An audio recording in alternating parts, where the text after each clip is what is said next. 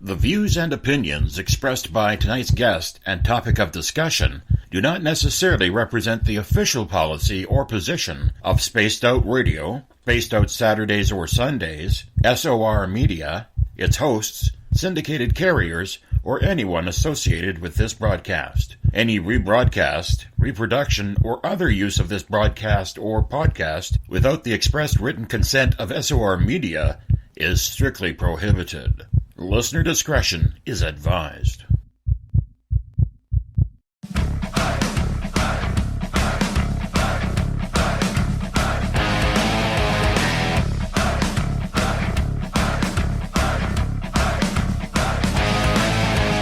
Are you experienced?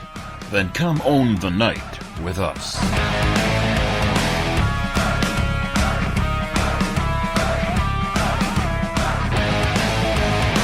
Little brother has taken control, shoveling dirt in every hole.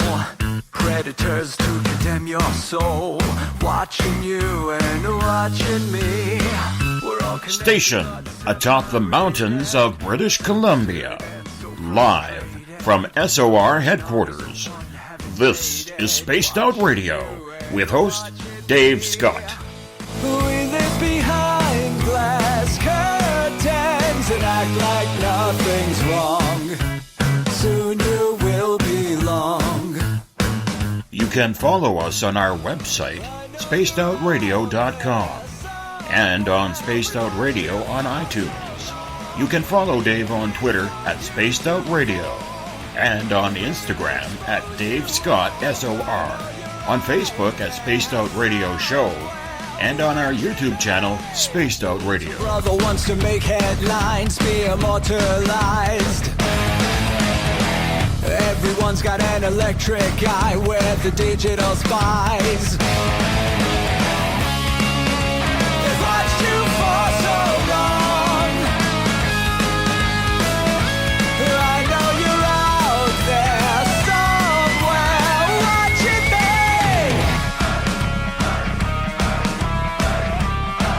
me. Buckle up, space travelers. It's time to go for a ride on Spaced Out Radio with host Dave Scott. I know you're out there somewhere. We've watched you for so long. Wait for you to fall. We will expose you all. I know you're out there somewhere watching me. Little brother wants to make headlines, be immortalized. Everyone's got an electric. It's Friday, February 16th, Saturday, February 17th, if you're on the East Coast or across the pond, and this is Spaced Out Radio. Hope you had a great day and night. I am your host, Dave Scott, live from the Great White North in the Caribou region on top of the mountains of central British Columbia, right here at snowy SOR headquarters. We are 150,000 strong nightly on WQEE 99 Rock the Key in Noonan, Georgia, on the United Public Radio Network 107.7 FM in New Orleans, and over 160 countries around the world. We are also live on the Fringe FM. And if you're listening in on Revolution Radio, remember the Double R Machine is a donation station financed by you, the valued listener. Head on over to revolution.radio and donate today. We're all over social media. You can find us live on periscope.tv. How you doing, everybody viewing on Periscope? Thank you for tuning in. We're on Twitter at Spaced Out Radio. Give our Facebook page a like, Spaced Out Radio Show. On Instagram, follow me at Dave Scott SOR. Subscribe to our YouTube channel, Spaced Out Radio. Go to youtube.com/Spaced Out Radio for that. You can listen to us on iHeartRadio in the United States, TalkStream Live, tune us in on TuneIn, download and subscribe to our shows on iTunes. Of course, our website is spacedoutradio.com. We also have our GoFundMe account going on right now, gofundme.com/We Own the Night. That's gofundme.com/We Own the Night as we look to build a brand new studio here. We also have our Patreon account going on. Find us at patreon.com/Spaced Spaced Out Radio. Now, if you head to our website, spacedoutradio.com, you can shop at our store, read up on the encounter online, dealing with everything paranormal, strange, and odd. My latest blog is up there as well. Let me know what you think of that. We also got great videos from UFO Seekers, Contact TV, and so much more. I'm opening up this Friday night to you, our listeners, as we are having a Friday night free-for-all at 1-702-302-4556. That's 1-702-302-4556. I want you to call in and tell me what you think. It doesn't matter what the topic is. I want to know, also, your thought of the day. If you were abducted or to be abducted, would you prefer being abducted by aliens or Sasquatch? We're keeping it light here tonight, so I want your questions. Either call in or put them in capital letters in the chat room. Tonight is all about you. What do you want to chat about? Hey, if you feel you want to vent about school shootings, gun laws, go for it. I know there will be some people pissed off about that, but that's okay. We're going to get to those topics as well. Do you have an experience with gnomes, like Adnome and his addiction, and you want to freak me out? Call on in. The subjects are right here for the taking tonight on Spaced Out Radio. Now, right before this show, I actually was doing an interview with Chris George Zuger's Den of Lore, and he had a fill-in host for tonight because he was pretty sick and he couldn't get in. So Bram Michelson came in and filled in, and we had a great time for about, I said I was only going to do about an hour, but I ended up doing like 3 hours, or not 3 hours, jeez, that's this show. But I ended up doing like an hour and a bit on that. And then the people on Periscope, some of them are like, hey, why is your hair so messy? Well, that's because my son beat me up. See, what you don't see is behind the scenes. Right before I enter the studio every single night to do this show, my little guy and I have to have a wrestling match. Well, he's decided that pulling on my hair is funny. And it hurts like a son of a gun when he does it. It really does. It hurts like a son of a gun. But I think he's been watching some Iron Sheik videos, to be honest. Because literally, he hops on my back like he's going to throw me in a camel clutch. And then he starts yanking on my hair, so my head and my neck get yanked back. It hurts like a son of a gun. And I'm begging him to stop, but the more I beg, the harder he pulls. And it hurts. It hurts bad. You know, my follicles are in agonizing pain right now. Now, there's a word I didn't think I would ever use on this show. Follicles. So, he beats me up. I think my record against him right now is about, I think I got 2 wins, maybe 3, and about 140, 150 losses. I'm not doing very good. Not doing very good against him at all. But that's how I start off each show. And because of that interview, I was a little late running in. So I didn't get a chance to really do my hair. But my head is killing me right now. I don't have a headache or anything, but my head is killing me right now. From the little guy just beating the snot out of me. We're going to go to the phone lines right off the bat here. Don't know what we're talking about. I think it's a California number, though. 661, who are we talking with tonight? Dave Scott. It's Tim Doyle from UFO Seekers. Tim Doyle from UFO Seekers. Now, Tim, I'm going to tell you right now, I'm going to go public with this, okay? You have the official goatee of Spaced Out Radio. You keep it high and tight, okay? You need more of the goatee on your website, ufoseekers.com. And I bet you your YouTube numbers, you're almost at 1 million people there. I think your YouTube numbers would triple. I honestly just have a YouTube channel dedicated to the goatee. Exactly. You know, I'm telling you right now, you want to meet aliens, man? Put that goatee. Keep that more advertisement of the goatee. They love it. They absolutely love it. How you doing, my friend? Good. Just got back from Edwards Air Force Base. How'd that So go? we were out there sky watching, and ended up meeting someone who in the 90s had like a classic disc flying saucer UFO sighting report. So I got that on video, and it should be in our next episode coming up. That's exciting. That's very exciting. You know, that classic UFO, Tim, that disc that so many people see, why do you think, and I meant to ask you this before, why do you think so many people are not seeing that these days? They're seeing black triangles, they're seeing cigar-shaped objects, or just strange type of craft, but rarely does it seem that anybody ever reports the classic flying saucer anymore. Right, and that could be attributed to people seeing military UFOs that they confuse with what could possibly be an extraterrestrial UFO. And yeah.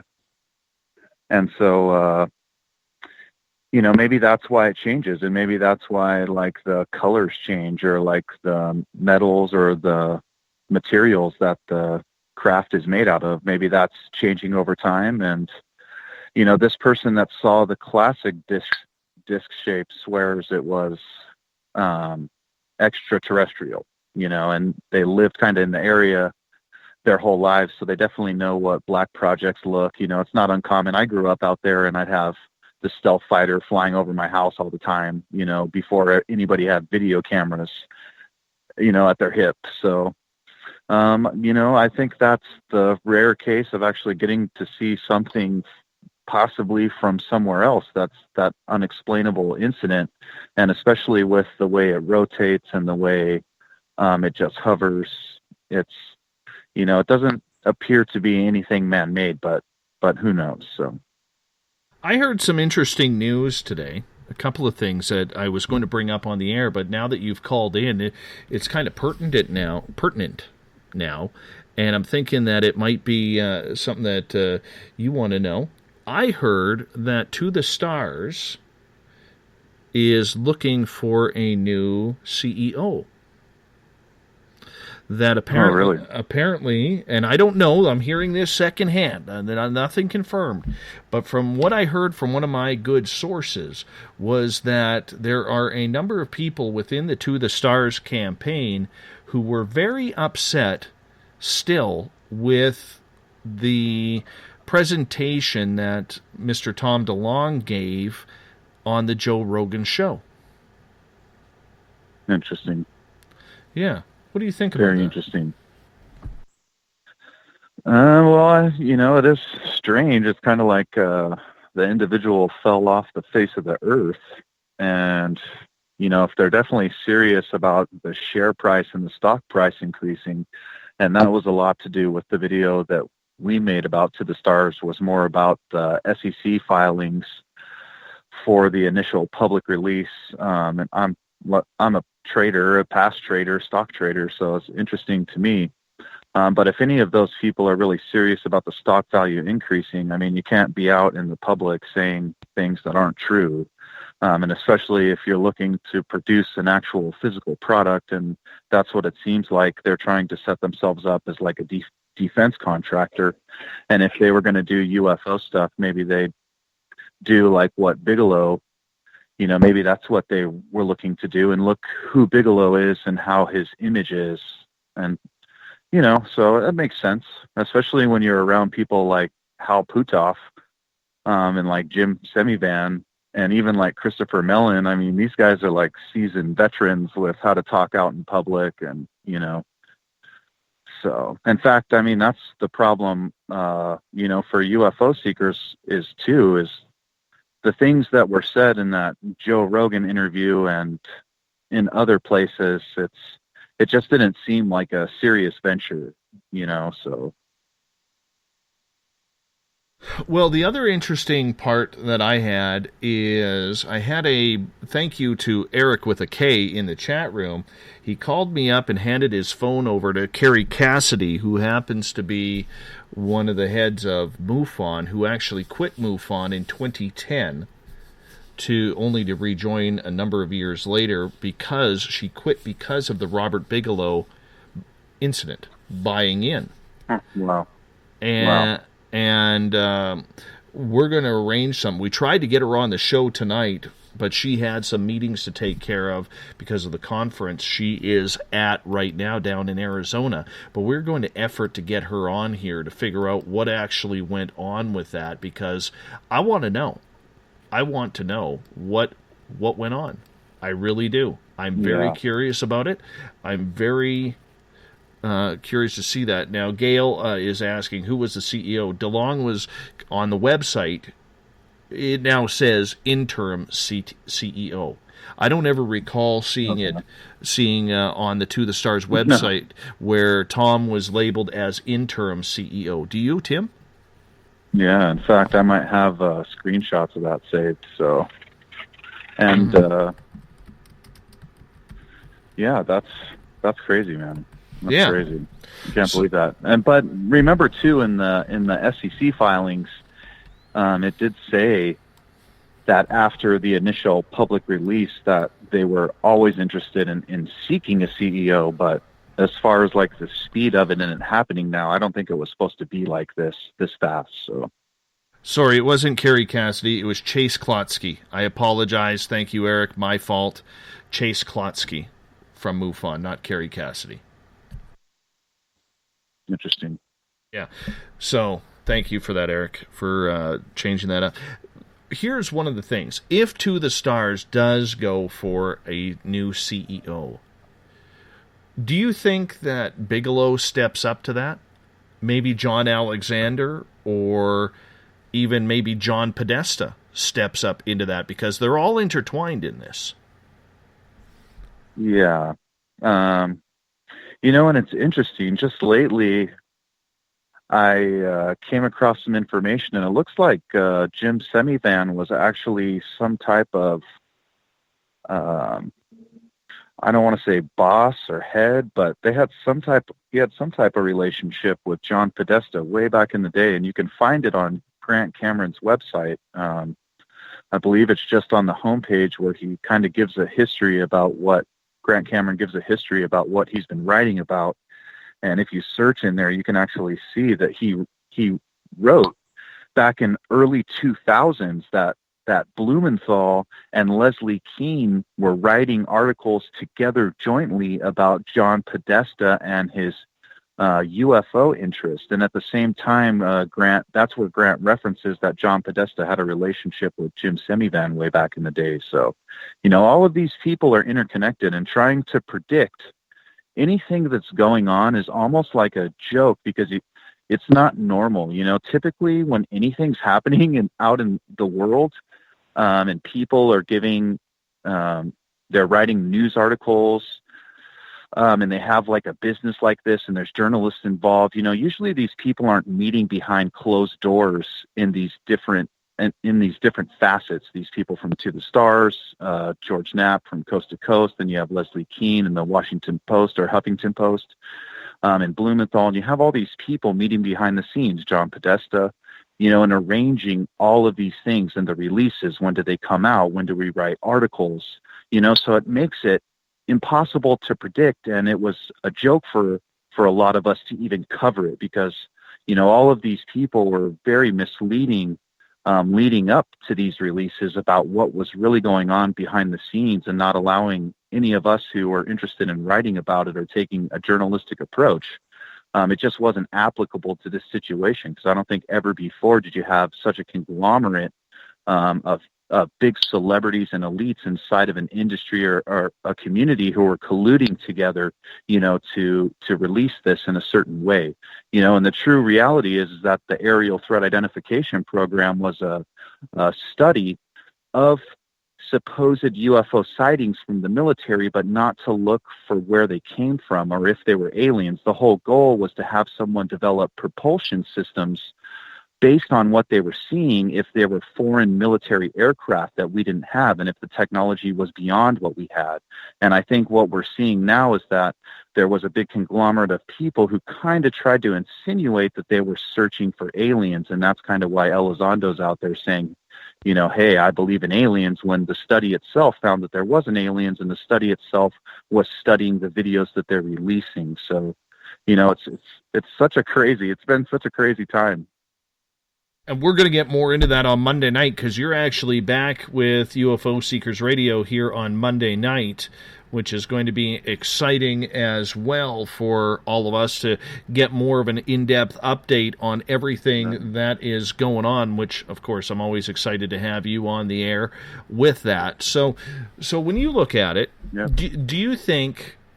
I'll just say this. Who do you think is going to be the new CEO? Or do you think it's going to be somebody that we just, have another name that's unknown to the field of ufology that's going to be pulled out of a hat?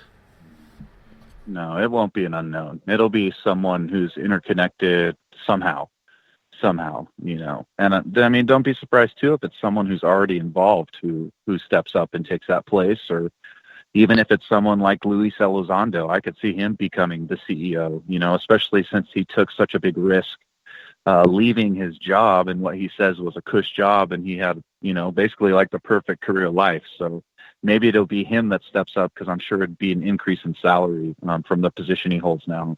So I think it's either going to be Luis Elizondo, or they're going to pull someone out, but they need to make someone who's had FaceTime on camera. That's what they need to do. I like Preacher's answer here. He puts Stanton Friedman, LOL. Somehow I don't think... That's funny. And you know what? It could be someone, and, Catalina says, what about Elon Musk? Jeez. But Elon's in a whole different zip code, a whole different hemisphere when it comes to the amount of money that's being played with. I'm sure the amount of cash assets that To the Stars Academy has on hand is the amount of fuel that it took just to lift his last Falcon Heavy off the ground, and just off the ground. We're not talking about shooting it into space. So you have to admit that launch was impressive. Yeah, that guy is amazing. With those side booster rockets coming back down and landing on their own, that was impressive. That was incredible, yeah. And it was really powerful down here in the United States. It was definitely like a real patriotic moment, almost like watching someone land on the moon. Yeah. Yeah, hard to believe we're getting excited about rockets launching again. Right. But I got to run, Mr. Scott. Thank you. We'll talk to you on Monday, my friend. Oh, but before we let you go, I want to know this. It's our thought of the day today. If you had a choice to be abducted by aliens or by Sasquatch, who are you choosing, Tim? I choose aliens. So I got this lower back thing that bugs me all the time, and I'm hoping that they do some type of replacement surgeries for limbs or spinal cord, I'll take aliens. All right. I thought you would go Sasquatch, because when he throws you over the shoulder, your back would probably crack, and it'd be free chiropractic, Well, I don't like laying on dirt and bugs. I don't like bugs. So. Yeah. Well, you do enough hiking. So, anyways, my friend, we will talk to you on Monday night, and make sure the goatee is nice and trimmed for the show. We will be asking, and you have yourself a wonderful weekend, and keep your eyes to the skies, buddy. Sounds good, brother. You take care. All right, you take care. That's Tim Doyle from UFO Seekers calling on in to Spaced Out Radio tonight. We are having open lines. Anything you want to talk about tonight, 1-702-302-4556. That's 1-702-302-4556 is the phone number to call on in if you want to join us for the show tonight. Yeah, because we definitely want you to kind of be there. We definitely want that to be a part of tonight's show. Otherwise, it's going to be a long one. It really is going to be a long one. But Eric with a K called me up earlier today, and he had Chase Klotsky on the phone and passed it over. And she was quickly telling me, we had kind of a bad connection, and she was quickly telling me about when she quit, and Eric was filling me in as well, when she quit MUFON in 2010, it was because she was the one who brought in the idea that MUFON was basically sold out to Robert Bigelow. And it's funny because I told her the story that I've told all of you about Brian Vike, the ufologist who had a really good website up here in British Columbia that ended up selling a bunch of domain names to the Bass Corporation. And, she had never heard that story before. She had heard the rumor, but she had never heard it confirmed. So her and I are actually going to be talking about this because she is still trying to gather information on that topic. Let's go to area code 902. You're on with me, Dave Scott. Who am I speaking with tonight? Michelle. Goddess Michelle, how are you? I'm good. How are you? Good, from the beautiful province of Nova Scotia, Canada, 4 hours ahead. So it's 1:25 in the morning there right now. And you It are... is. How are you? And I didn't work today. I didn't work today, so it's a nice day. Easy. All right, so we have to fill people in here, Goddess Michelle. That's what she goes by on. That's what she goes by on Twitter, Goddess Michelle. So I'm just going to call her Goddess Michelle because it's what I'm comfortable with. Now, You go with that.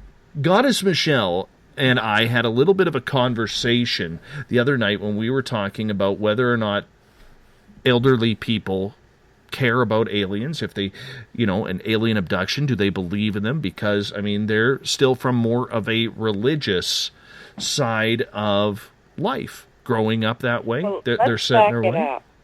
Yeah. Let's back it up.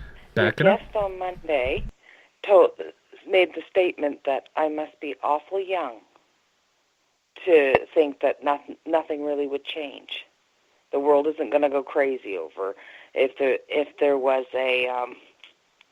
if disclosure actually happened. And I'm like, I'm not young. That's, you know what I mean? Like, what a narrow opinion. I'm sorry, we're not in the 60s. We're not in the time zone of War of the Worlds, where people's vision is so narrow, right? That the world is filled with just your neighbors. It's not that anymore, and I've proved it. It was so awesome. So to fill everybody in, I'm a nurse. I work in a care facility. So I went in early to work, and they didn't pay me to do this. This is something I went and talked to my bosses, basically my administration, and said, I have 10 people I would like to talk to. They're all cognitive people, and I told them that I was going to be sharing this with a radio show. Their names will not be involved, their gender will not be involved. So I will not be disclosing that, but it is a mixture of male and female. And each person I spoke with was aware what I was doing, and they're cognitive to do so. Just, I want to make that clear to everybody first, okay? On a fairness end. And I 3 questions I asked them. But you go ahead, Dave, first. You were saying something and I interrupted you. No, and I wanted to say, I really appreciate you taking the time to do this study for us because, I have often said on the air, Michelle, that I don't think a lot of the older generation, being, say, I'm 45, so let's say 40 and up, could handle the idea that extraterrestrials are here and they are real. And I'm very curious to see what those questions you asked were and what were some of the responses that you got from this. So 9 of the 10 people that I chose agreed. The 10th one said no, they didn't want anything part with it. But you will almost shat your pants, Dave. And if everybody out there listening, they don't realize, I'm from the Twitter crowd. We're very snarky. We have snarky things to say. Sometimes I say, I may say something before I'm done that'll, but there is things that on here that are just, it shocked me. And I am later following up with some of it, but I won't be sharing that with, it's more important that these certain persons get emotional support for some things, okay? But, so, continuing on, and those of you who don't know, I work tirelessly. There's many times, especially this time of year, it's flu season, and I work tirelessly. I stay behind because people are passing away, and I don't want them to be alone.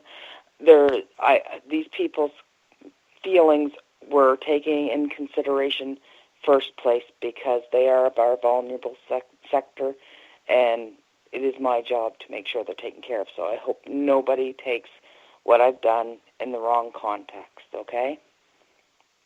So, in all fairness, these are my 3 questions.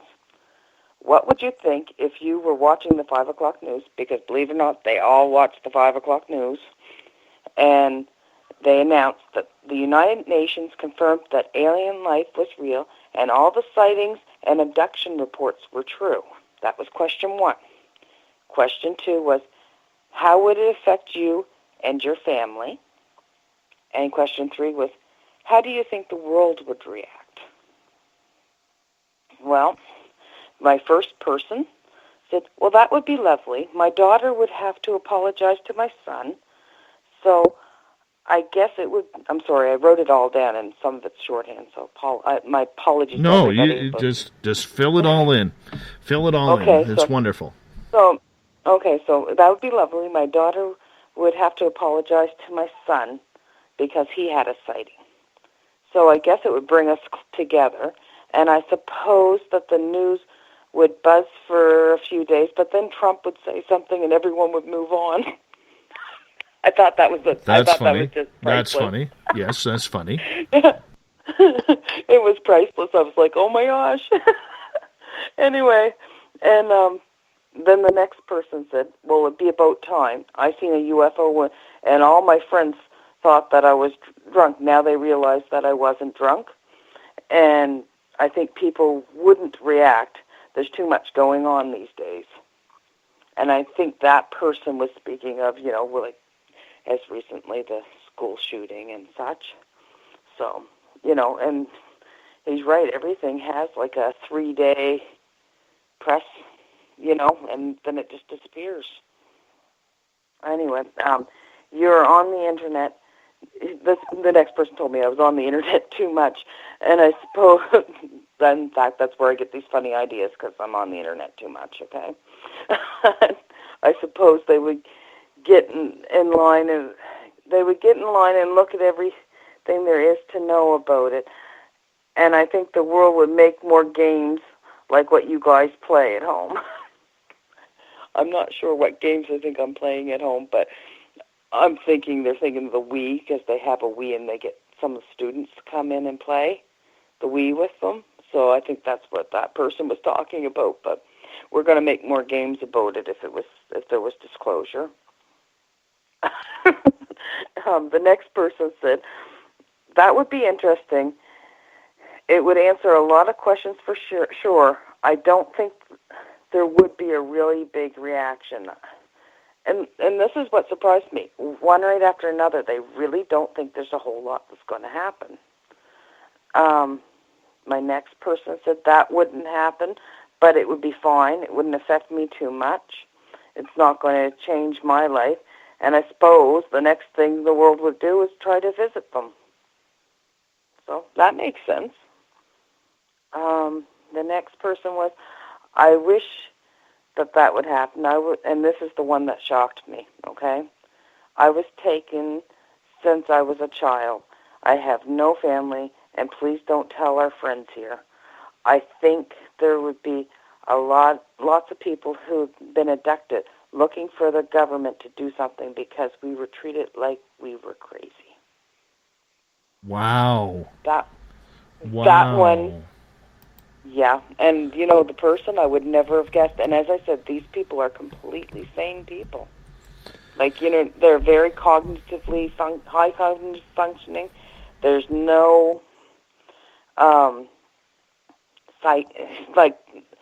psychiatric problems or anything like that. This person, you would never have thought that they would say something like that. Next was government is always hiding shit from us. This person was kind of like banging his fist on the table. The government is always hiding shit from us. My kids will be doing their best not to talk to me about it and get me all worked up. But the world would go nuts. The whole economy would drop out. So that was quite dramatic. See, and that's my thinking of it all. That is my thinking of it all. Right there is what that person just said. Yeah, but that's the funny thing is, I think that's my only one that thought that way. Wow. And the next one was, that is an interesting thought. I've always wondered if they were real. For me, it would be more of an interesting thing. I can't imagine it changing anything. They keep doing what they're doing, and we'll keep doing what we're doing. Interesting. And then the next one is, the last one was funny, too. I still wouldn't believe. My life wouldn't change. There would be more tinfoil hats running around, and they will have some stupid flags, too. And I think that person was referring to, like, the pride flags and the breast cancer loops and all that stuff, because that person in particular usually, do they have to make a flag for everything? That's awesome. I want to get back to the person who has been abducted. Were you able to go into any detail with that person about their experiences? This person wasn't comfortable at that moment, and that's what I said. I'm going back to this person, and I'm surprised this person had the trust in me to tell me that much. Right. So I'm working on making a safe space for this person.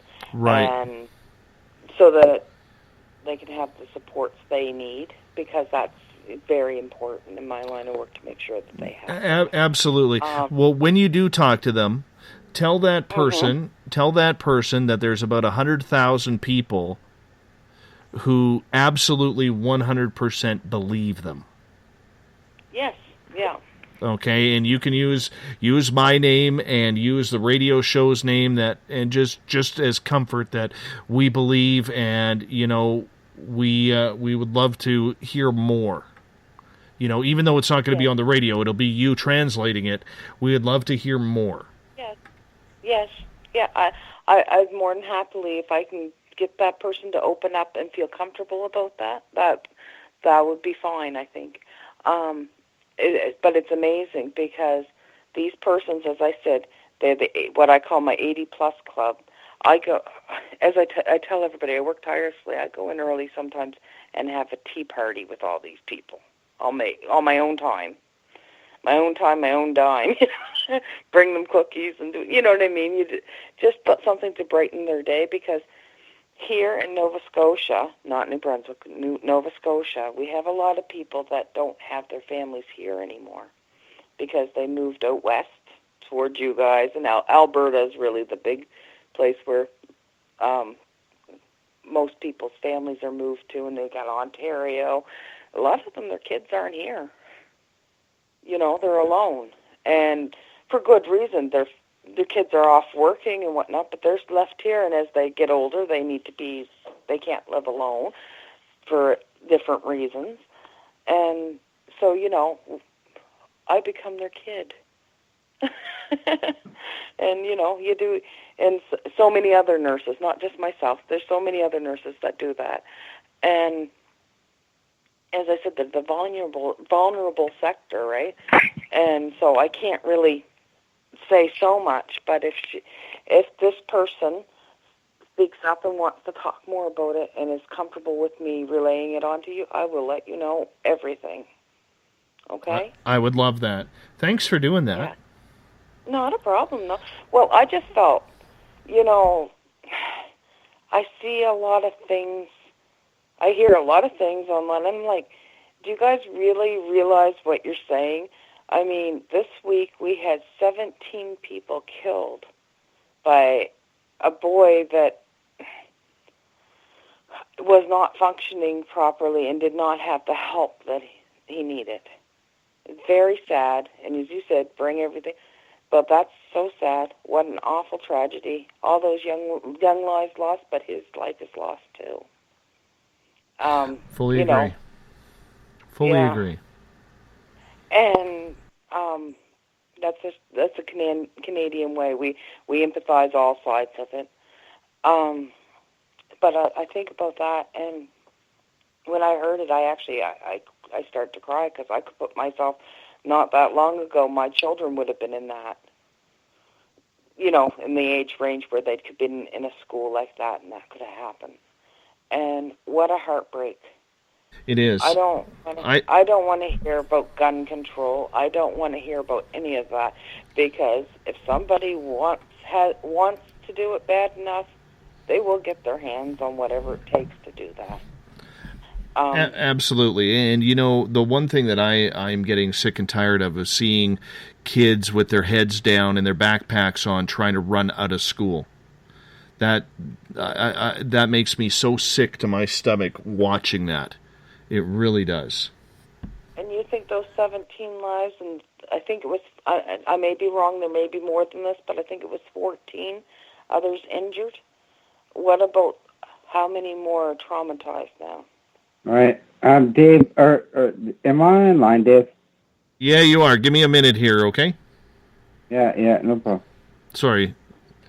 I'll let you go. You obviously have somebody else. I do have someone else. No, it's good. This is good. This needs to be talked about. Okay. It's another fellow Canadian. So who's the Canadian? This is Static here from Ontario.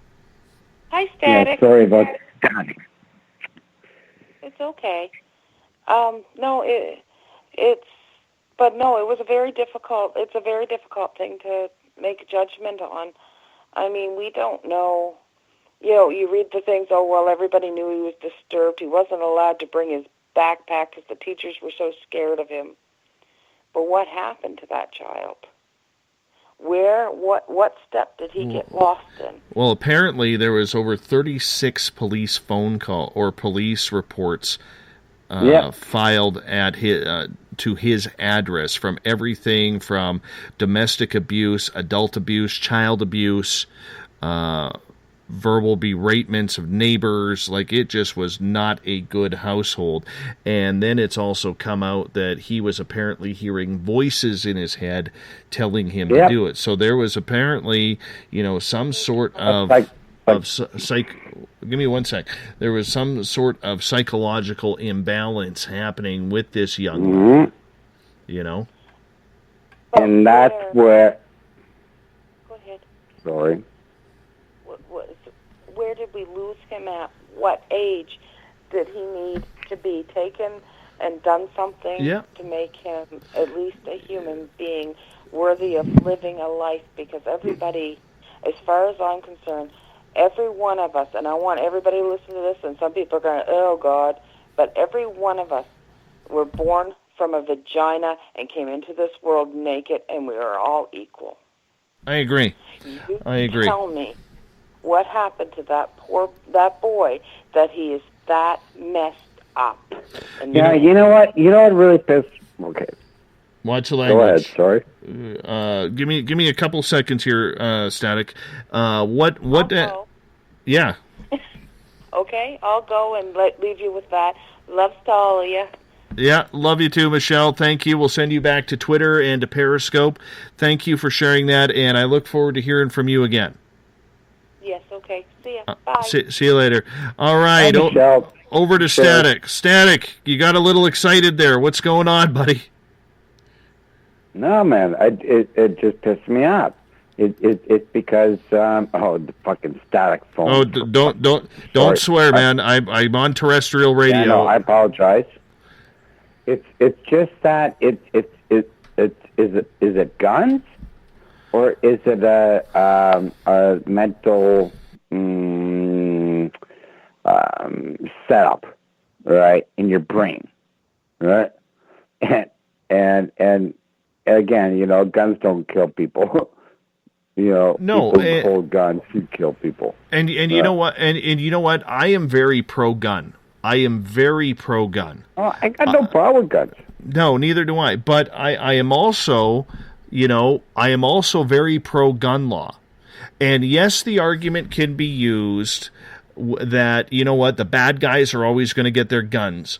I mean, in British Columbia here, we have, probably one of the largest drug trades in North America, where everybody in the world wants BC pot.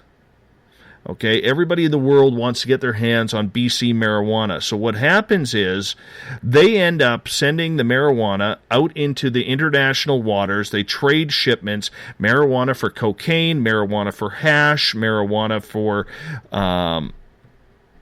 heroin. Okay, this is where the trade takes place, and they bring the ship back into Canadian waters that most likely is not going to be seized or touched by Canadian Coast Guard or anybody like that.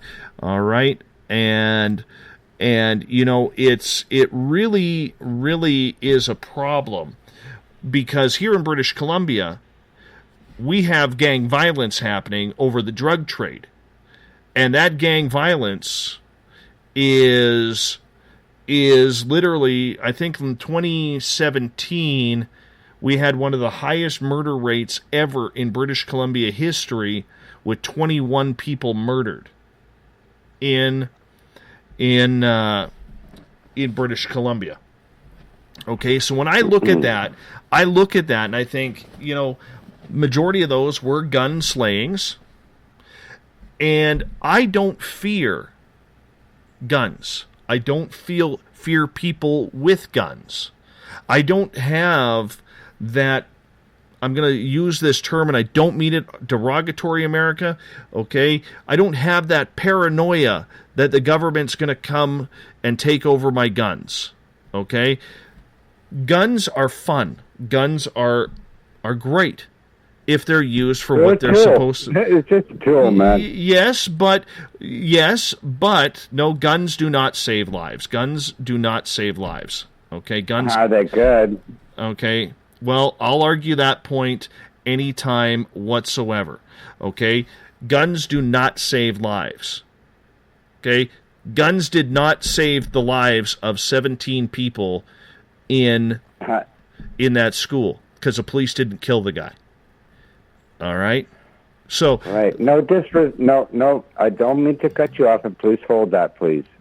Is where that if there are police officers installed in each high school, right, armed, he might have been in a position where that he could stop that gunman to not have that gunman take as many lives as he did. That's all I'm saying. I agree. Okay, I understand that, but let's look at this logically for a second. Okay, yes, guns have one purpose in life. Okay, and I'm saying this. I'm not a gun enthusiast, but I like guns. I like going with my friends and shooting guns. But a gun's purpose is to kill.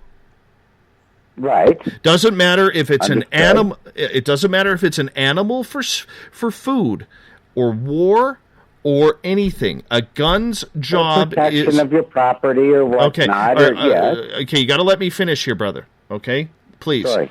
Okay. A gun's job is to kill. Now, the person whose hand that is in makes that choice. Okay, they make the choice whether they're using it there for defense, they are using it for protection, they are using it because it is part of their job, whatever it may be. But the main focus of a gun is to kill. Right? Agreed. All right? Mm-hmm. That's what they're created for. And I know Joe Monk, his hair is probably going absolutely crazy, and Kevin's beard is getting a little frazzled right now. I get that. Okay? But there are people in this world, like police officers, who have the training, and the military, God bless them. Okay? The people who have the training to use these guns. Now there's the public. Now, up here in Canada, as you know, yeah. okay, we have About some the guy that just got shot and he was exonerated from shooting the indigenous guy that happened on his property. But yeah, we know this. Okay. Do incidents happen with guns? Yes. Absolutely they do. We have some of the toughest gun laws in the world. I think we're too strict. I don't like the fact that, a hunter cannot bring a sidearm into the forest.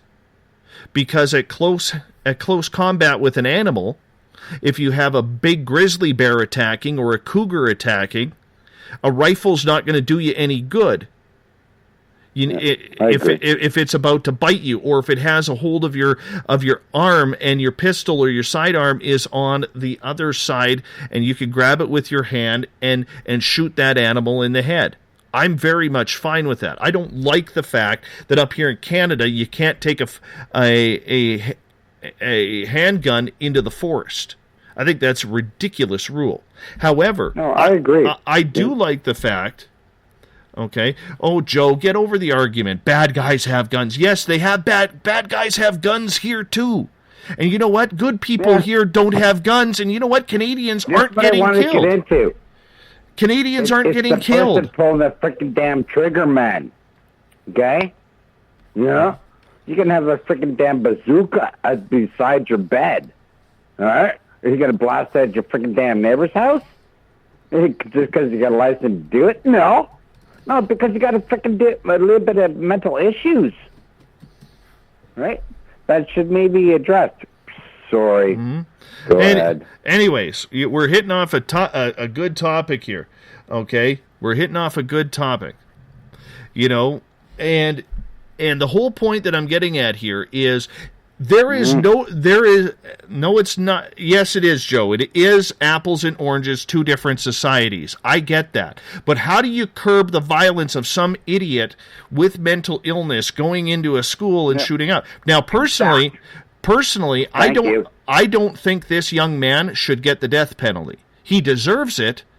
He totally deserves it, but I do not think he should get the death penalty because he's young enough and impressionable enough to maybe study his brain and study his answers, okay, to find out what was the ability or the reasoning why he did what we did. Because the more we're able to study people like this young man who caused this horrible crime, all right, we're going to be able to absolutely 100% check it out. Yep. All right, Static. You know what? I agree.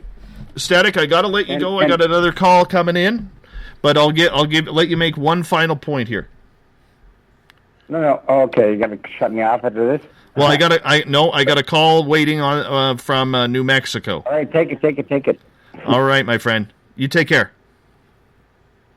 Yeah. All right, area code 505. How you doing tonight? I'm doing well. How are you? Good. Who are we speaking with? My name's Ryland. Hey, Ryland. Nice to hear from you.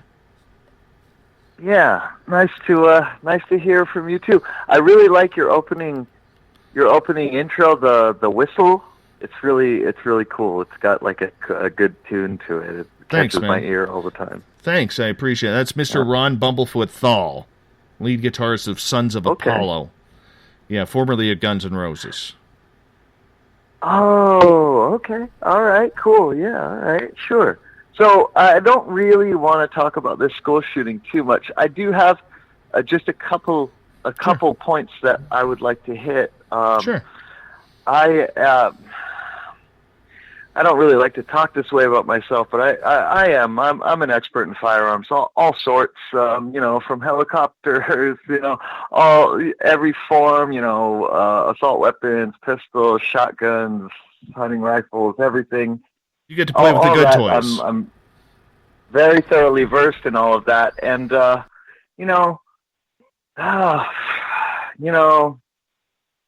so we have a lot here in the States. We have a lot of people that have problems with their cognitive abilities. All right, now we can call it mental illness, but but I don't see it just in, in crazy folks that are in the hospital. I see it every day when I walk around, and it's not necessarily mental sickness so much as it's a sort of cognitive disconnect that, it really is surprising sometimes walking around what some people do. I mean, the stupid things that people do on a daily basis. And then now moving into, of course, this school shooting. Here in the States, we've had quite a few of these sort of shootings, quite a few of these sort of horrific mass murders. Let me put it that way. And there's just too many question marks. There's absolutely too many question marks for me to take the story at face value. So I would just leave it at that. I'm a proponent of not blaming an inanimate object for something that a conscious being did. But I am also not a fool, and I know that it's pretty easy to manipulate a conscious being as well. So I'll just say that on that topic. What I called to speak about,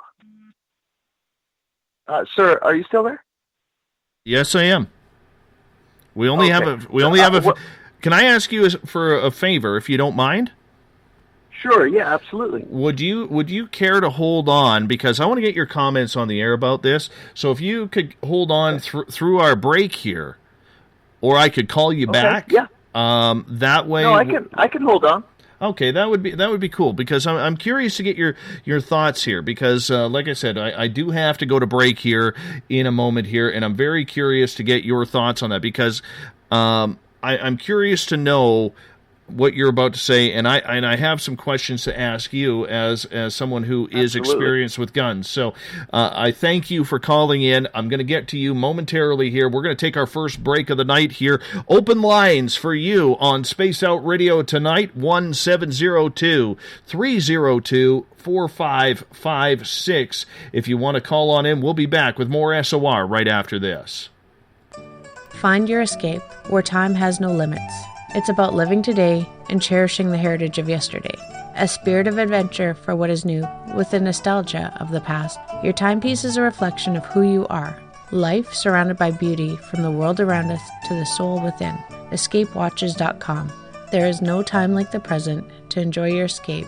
Use promo code SMF2017 for your 20% discount today. Lori and Fenton here, SOR listeners. Join me at UFOCon 2018 in South San Francisco, California, March 23rd through 25th, where 14 presenters discuss all things disclosure, UFOs, and aliens. Stephen Bassett, Grant Cameron, and Melinda Leslie address disclosure. Preston Dennett will present Inside UFOs. Your Dave Scott and Lynn Buchanan tell of amazing alien contact. Get tickets at caufocon.com. The freedom to post what you want, when you want. That's the social media freedom you need. Social Media Freedom is the free app in your app store. No need to worry about going to jail or being shadow banned any longer. It's the freedom to say what you feel. The freedom to know Big Brother isn't watching. It's the way social media is supposed to be. Social Media Freedom. It's time to set yourself free. Download from your app store today. Coming September 28th to the 30th, it's our first annual Caribou Paracon, put on by Spaced Out Radio and the Canadian Society of Questers. 3 days of paranormal, supernatural, and spiritual knowledge in the beautiful 108 Mile Ranch, British Columbia. Tickets are $150 Canadian for the event, being held at the Spruce Hills Resort and Spa. Come watch our featured speaker, Grant Cameron, along with Laurie and Fenton, David Weatherly, Ross Allison, and more. The Caribou Paracon, celebrating everything paranormal. Hey, space travelers, it's Joe Roop, your host of Spaced Out Saturdays. Come join me as we explore the realms of the paranormal, the esoteric, and everything in between every Saturday night at 9 p.m. Pacific, midnight Eastern. You know the truth is out there. Don't get caught sleepwalking. Come join Spaced Out Saturdays. That's every Saturday night, 9 p.m. Pacific, midnight Eastern, right here on spacedoutradio.com. Psychic Sundays, spiritual communication, ET contact, Sasquatch in your backyard. We will have it all on Cosmic Passport with me, Elizabeth Anglin. Each Sunday, starting at 9 p.m. Pacific, midnight Eastern, at spacedoutradio.com, I will take you on a journey of enlightenment. The goal is learning from the soul on out. We'd love it if you joined our experience. Cosmic Passport, heard Sundays at spacedoutradio.com. 365 days a year, we're in the field, investigating UFO sightings, talking to alien abductees, and visiting secret military locations like Area 51. We're UFO Seekers, official partner of Spaced Out Radio. Follow our daily search for the truth at ufoseekers.com or like us on social media. Catch us on Spaced Out Radio every third Monday of the month as we discuss Area 51, UFOs, and more. And also, don't forget to subscribe to us on YouTube.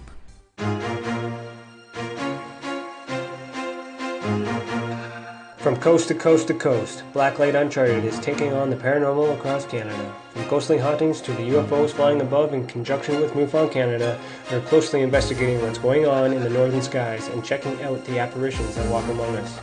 Check out our videos right here at spacedoutradio.com. We want to know your thoughts, we want to hear your experiences, and we want you to share your stories. The answers are out there, and we intend to find them. It's paranormal news at its finest. Welcome to The Encounter. At spacedoutradio.com, The Encounter online is SOR's trusted news source for everything weird and strange going on around the world. This is news editor Eric Markham. Our team of journalists are scouring the planet for those strange stories that rarely make the mainstream. No fear-mongering or fake news here. Head over to spacedoutradio.com and encounter The Encounter. Want to learn more about aliens, cover-ups, conspiracies, cryptids, and the paranormal? All you have to do is tune in S4 as we take over the Spaced Out Radio night, starting at midnight Pacific, 3 a.m. Eastern, each and every Saturday night, right after Spaced Out Saturdays. Hi there, this is Eric Cooper from Forest Moon Paranormal. Join me, Corey Ruiz, and friends as we discuss the hot topics of the night. It's fun, entertaining, and as dark as the night.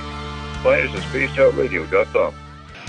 Are you interested in advertising on Spaced Out Radio? Head to our website at spacedoutradio.com and click on our advertising tab. There, you will find an assortment of ways you can get your product out there with us, from radio commercials to banners and social media. Have a product you like our hosts to endorse? We can do that too. Visit spacedoutradio.com for more details. Do you want to know what's really going on in your world? Do you have questions about who you can trust in the mainstream media? Then look no further than the Rebel Planet. Come get the straight answers right here at spacedoutradio.com. Join me, Jamie Sexton, creator of Rebel Planet News, as I fill you in on the stories behind the stories. All you truth seekers, be sure to tune in to Rebel Planet on spacedoutradio.com the third Thursday of every month. Hey, this is Canadian Paranormal Investigator Mike Moore. The third Wednesday of every month, I'll be teaming up with Dave Scott to bring you Ghosts of the Great White North. Each month, we will bring on guests from across Canada to discuss their ghostly encounters. Canada is a paranormal hotbed with stories you've never heard, so we're going to bring them to you. So get comfy on your Chesterfield, grab a donut, and join us, eh? The views and opinions expressed by tonight's guest and topic of discussion do not necessarily represent the official policy or position of Spaced Out Radio, Spaced Out Weekend, Spaced Out Radio Limited, its hosts, syndicated carriers, or anyone associated with this broadcast. Would you like to connect with us? Head to spacedoutradio.com for all your latest show info. And hit us up on Twitter using the hashtag SpacedOutRadio. Now, back to Dave Scott and SOR. Welcome back to the second hour of Spaced Out Radio. Tonight, I am your host, Dave Scott. Great to have you with us. Tomorrow night on the program, it's Spaced Out Saturdays with the great voice from Arkansas, Joe Roop. And then on Sundays, Elizabeth Anglin is back in the hole in SOR headquarters with Cosmic Passport Spaced Out Sundays. Both shows get going at 9 p.m. Pacific, midnight Eastern Time at spacedoutradio.com. We want to welcome in everyone listening in on WQEE 99 Rock the Key down in Newton, Georgia, home of The Walking Dead. We are live as well on the United Public Radio Network, 107.7 FM in New Orleans, and over 160 countries around the world. We are also live on The Fringe FM, and if you're listening in on Revolution Radio, remember the Double R Machine is a donation station financed by you, the valued listener. Head on over to revolution.radio and donate today. Bill Cardwell has set the password for tonight in the SOR Space Travelers Club. What the hell is this, Bill? Honestly. Hebes phenomena corona? Hebes phenomena corona? Is that it?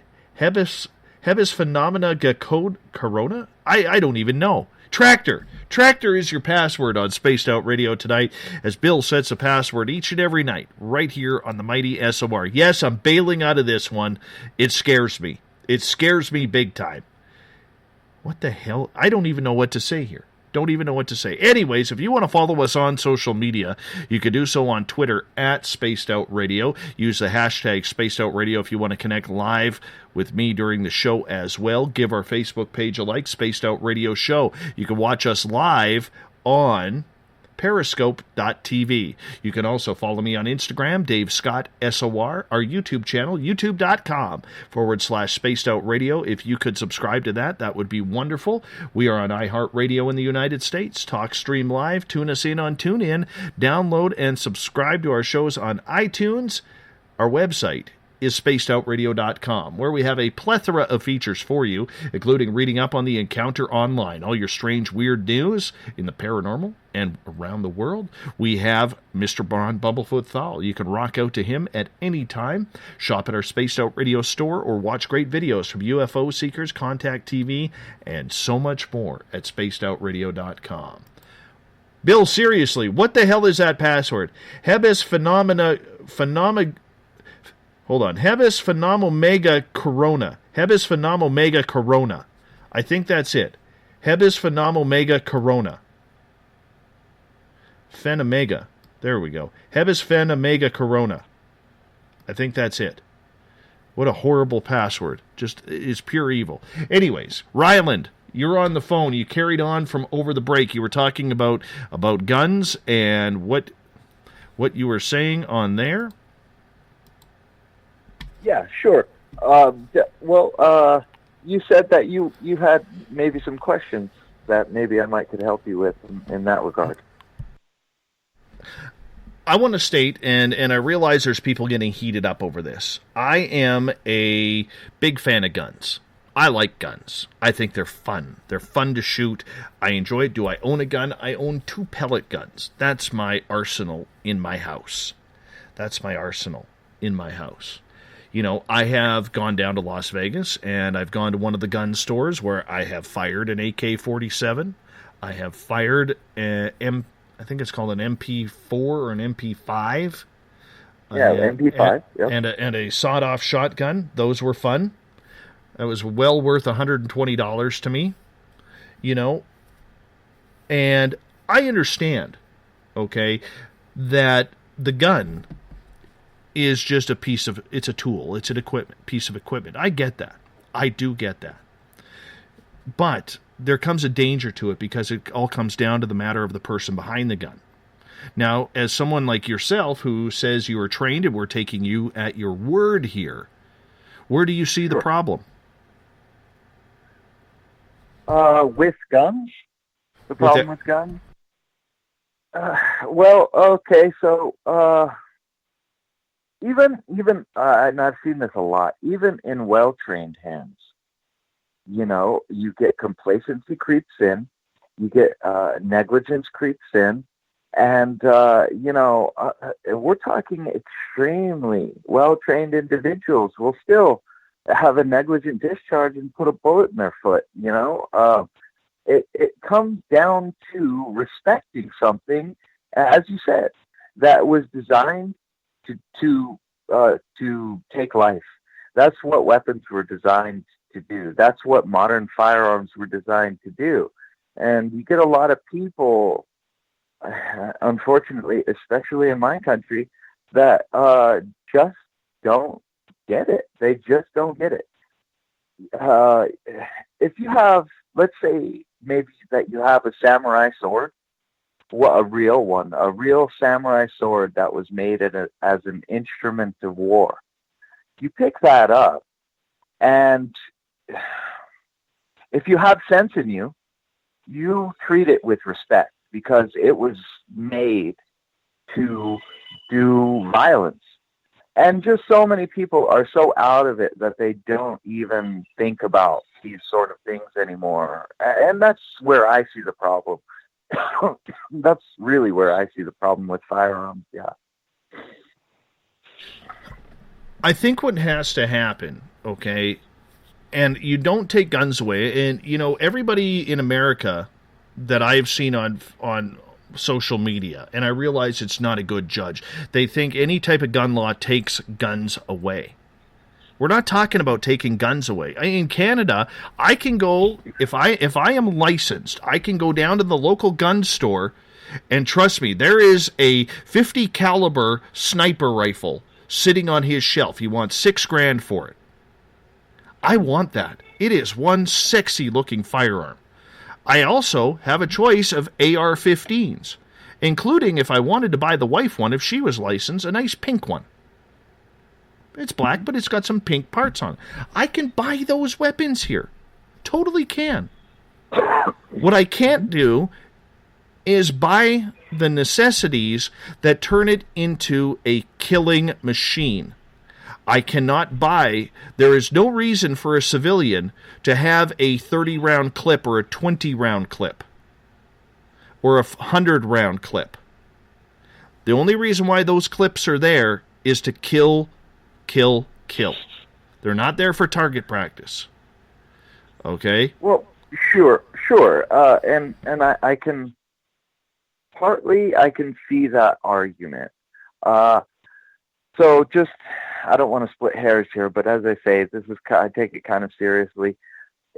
Modern firearms fire from a magazine. It would be a 30-round magazine. The clips that you're speaking of would fire from a old World War II era gun, like an M1 Garand, would have a clip that you would line all of the rounds up in, and then you would slide those rounds off of that clip into the action of the weapon, and then that clip is then just thrown away. Today, it's a box magazine that contains all the ammunition. Now, okay, so I see what you're saying. The civilian populace does not need to have high-capacity magazines. I see that. But I also see the fact that for me, I can take a bolt-action rifle, which only manually loads one bullet at a time. And if there is a modern military on the streets, that one-round loading bolt-action rifle then gets me, if I wanted that, it gets me a belt-fed, fully automatic squad machine gun. So, I mean, the argument is there. It's just whenever you get into the meat and potatoes of it, it doesn't, for me, it doesn't hold water. And also the fact that here in this country, in America, some of the founding principles was distrust of government. That, sadly, for many people, we have lost. This country was supposed to be a country where men stood and did all that they could. And it's transformed. It's a very different place than I feel it was in its original intent. So this is a very complex discussion. I feel like we could go on for hours about it. This school shooting, all of these sort of big media coverage things, I just don't inherently, I don't trust them. Whenever I see the sort of coverage and whenever I see the same sort of playbook sort of things unfolding, it just doesn't set well with me. There's something in my intuition that tells me it's not right, something about it. And I know that we're lied to throughout all the time, all the time.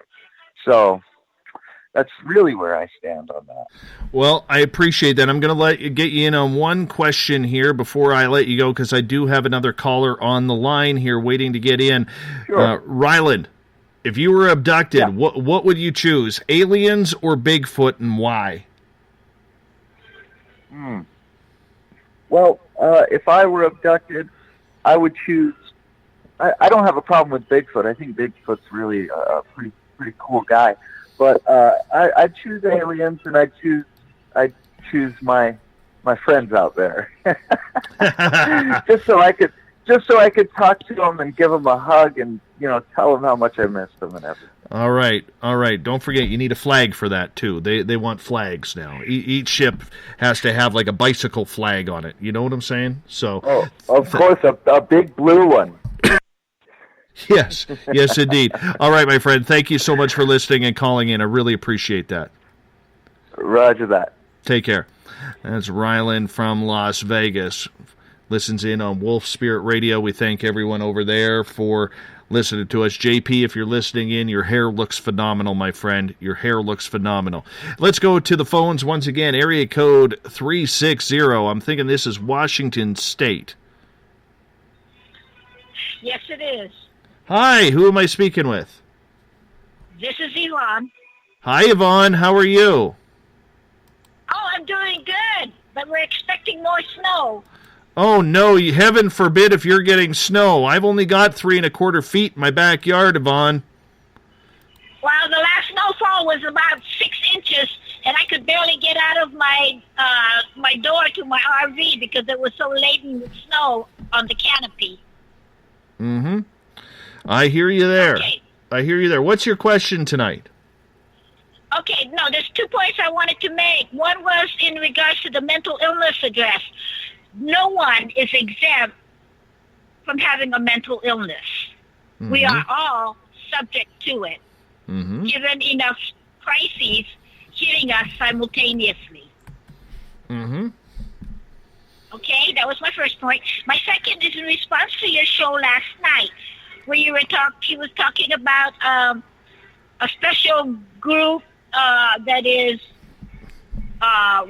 creating an agenda. Yes. Okay, and you were also discussing in regards to guns. Mm-hmm. Okay, and the point you made a point where it says that you did not understand the history of the Second Amendment to go into it any deeper. I understand the Second Amendment. What I don't understand is the culture that has grown around it. That is foreign to me. Oh, okay, yeah. All right, because being Canadian, as much as we are allowed guns up here, right? Okay, it does not. There's not it's not written into our Constitution. It would probably be the most politically correct way to put that. Right, okay. So what I wanted to clarify, though, is like a lot of Americans have a misunderstanding of what the Second Amendment is all about. And so they come out with, like, these way-off arguments, protect their rights to gun ownership, okay? But there is, when the Second Amendment came in at 1791, the United States did not have a formal militia. It had to depend upon the citizens of the United States to defend the government. Okay? There has also been a Supreme Court soon after in 1791 also clarified what they meant by the right to bear arms, okay, for us to have guns. They said that we did have the right to bear arms, but it is not unlimited. And the second point the Supreme Court made is that it is also not exempt from having regulations. And so Americans, have this thing that, well, now that, we have the Second Amendment to bear arms, then we're not supposed to have any regulations. And we can have unlimited, ownership of guns.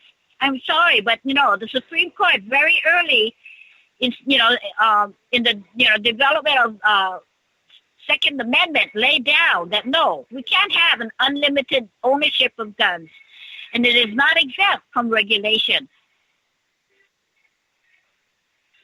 So that's basically what I wanted to share. No, I totally appreciate that. Thank you so much for doing that. So let me ask you a question before I let you go. Sure. Aliens or Sasquatch? If you had a choice to be abducted by one, what would you sooner be abducted by? Well, okay. Well, I've already been abducted by E.T., the Gray. Of course, and it was a wonderful experience, kind of thing. So I'm not, against, that. But in terms of Sasquatch, well, I would only be wanting to be abducted by Sasquatch if it only was to communicate.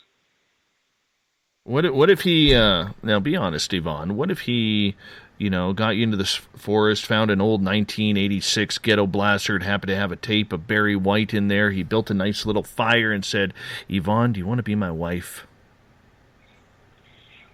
No, that would be where I drew the line. I would draw the line. I've already gone through a Kundalini awakening. All right. Excellent. Well, then you're leaving Sasquatch single. That I don't know if he's going to like that. I don't know if he's going to like that at all. Well, I have enough concern in regards that the ETs. I don't think that will be my only abduction. No. They're kind of keeping track of me, so to speak, because of the way, because of I think the way I am awakening up, because I've had, because they've been watching. I mean, the sense when I was in Mount Shasta, I'm being watched, but it was a nice, I didn't feel hostile or anything, hostility, but I have just this funny sense, an intuitive sense that they're keeping track of me for some reason. And so I don't see where my abductions may have necessarily ended. All right. Well, thank you so much for calling in, Yvonne. I really appreciate it. Yeah. You take care. Take care. Bye-bye. Yep. That's Yvonne in Washington State. Thank you. Anybody else wants to call in, it's 1-702-302-4556. That's 1-702-302-4556. If you want to call in, I want to hear your take. Doesn't have to be just about guns, people. We can talk ghosts, we can talk UFOs, aliens, and so much more on this show. So it's up to you guys. Call on in. I want to hear from you. Let's not have one topic dominate tonight. Poor Joe is going to have a heart attack out in California. Kevin's beard is starting to curl up. He just literally, before the show, he told me he just literally flat ironed it to make it look nice and beautiful for the show.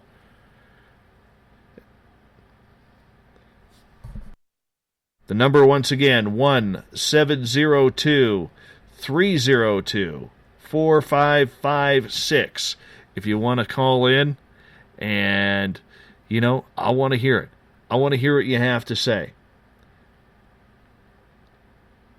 So, I love, honestly, let's see, Kit says, the idea of taking your guns away is just a media exploit of the news. The problem, Dave, is that there is a confusion of media exploits of taking guns away versus dealing with the psychological issues at hand.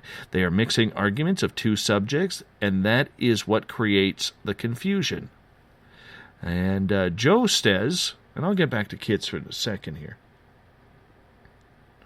Joe says, I'm told Dave's haircut caught on fire. I'm going to assume that's a autocorrect thing. I'm told Dave's hair caught on fire on Periscope when I started talking about guns. No, it did not catch on fire. My hair is fine. It's messy, but it's fine. It's absolutely fine. My hair is nothing wrong with it right now. It's just messy. So back to Kit's question. There is some psychological problems. There is some big issues down there. Okay? There is. Because, we can sit here and say, well, it's not happening in every other country out there, which it's not. It totally is not. Right? But if you want to cure this problem, you have to come up with solutions. There's no need for a bump stock. We saw that after Las Vegas. There is no need for a 19-year-old kid to have an AR-15 unless he's in the military. There is no need for a 100-round clip or a 50-round clip or even a 30-round clip. Those are all designed to kill. And I realize, there's probably some Americans out there who are wanting to, go jihad on the old Canadian kid here right now. But we think differently. You got to do something. You got to do something. Right? Looking at the dog here right now. Come on over here. Come here. Come on. I inherited a new dog from Mike Morin.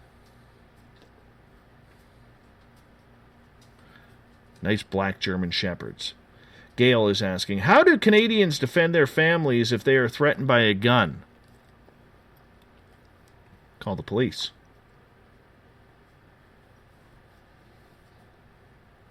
That's what we do. We call the police. In Canada, you have to store your guns. If you have guns, you need to store them. They got to be locked up. All triggers must be locked at all times here in Canada. Right? All firearms have to be in a safe. So that way the little kids don't go crawling into underneath the bed or underneath the pillow or in the drawer beside the bed, grab the gun, and accidentally kill their little sister. That happened 18 times last year in Chicago alone.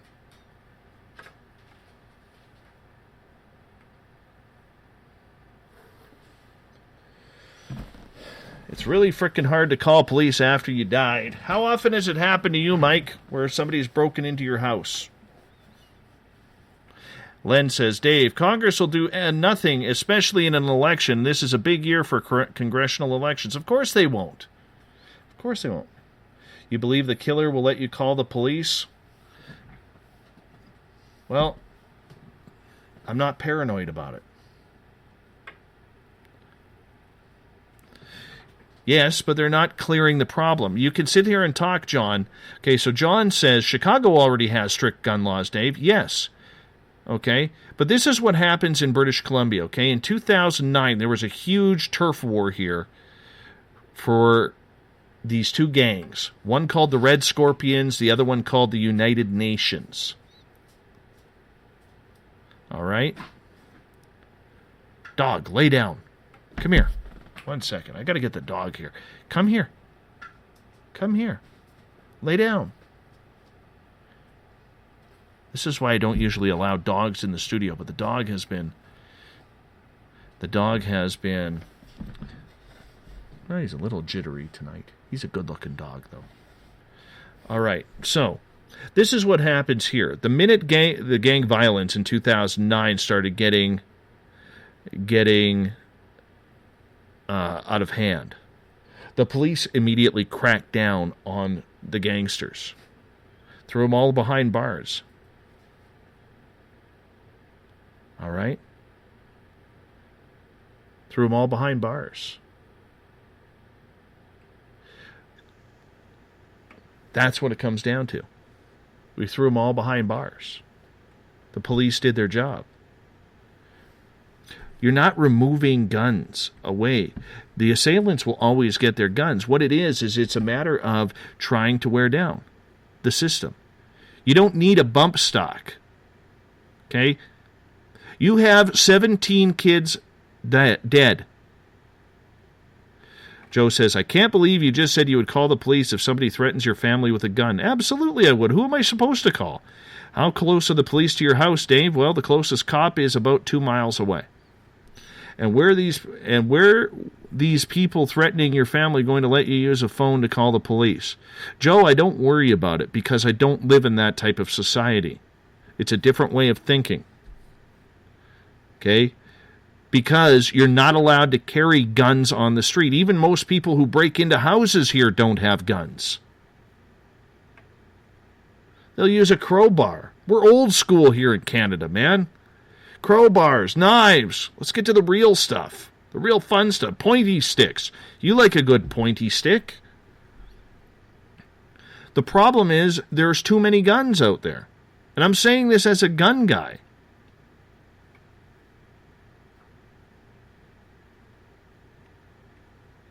Right?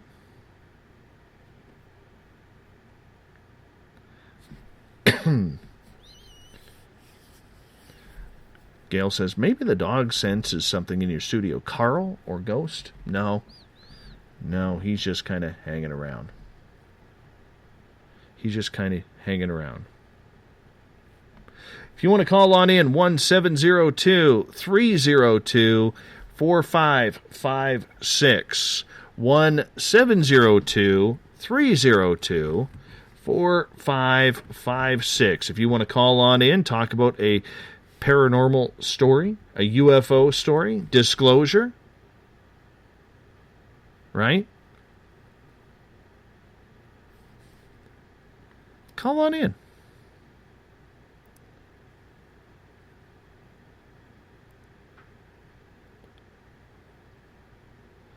Let's see. Sailor Twift snarks me on Twitter.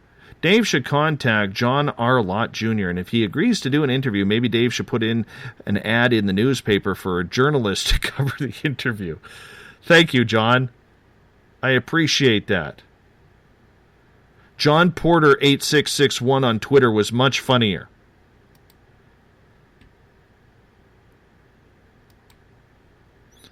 Absolutely. Michelle, who was on the phone earlier, says the difference is the dense population in the USA compared to Canada. Absolutely.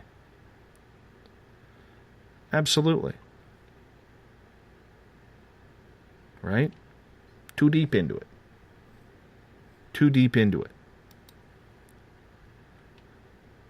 So,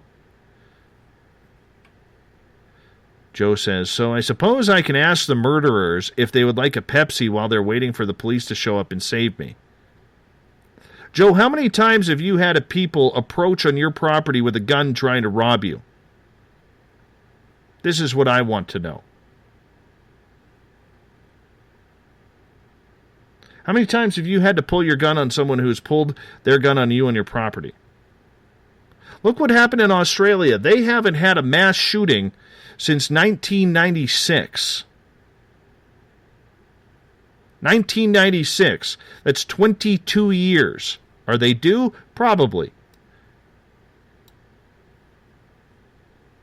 We're going to go back to the phone lines here. Area code 423. Who am I speaking with tonight? Hey, Dave. This is Tommy. Good evening. How are you doing? Tommy, what's going on? Yeah, I spoke with you the other day. Yeah? Not much. Just listening to you here. Absolutely. Thank you so much for that. What's new? Oh, well.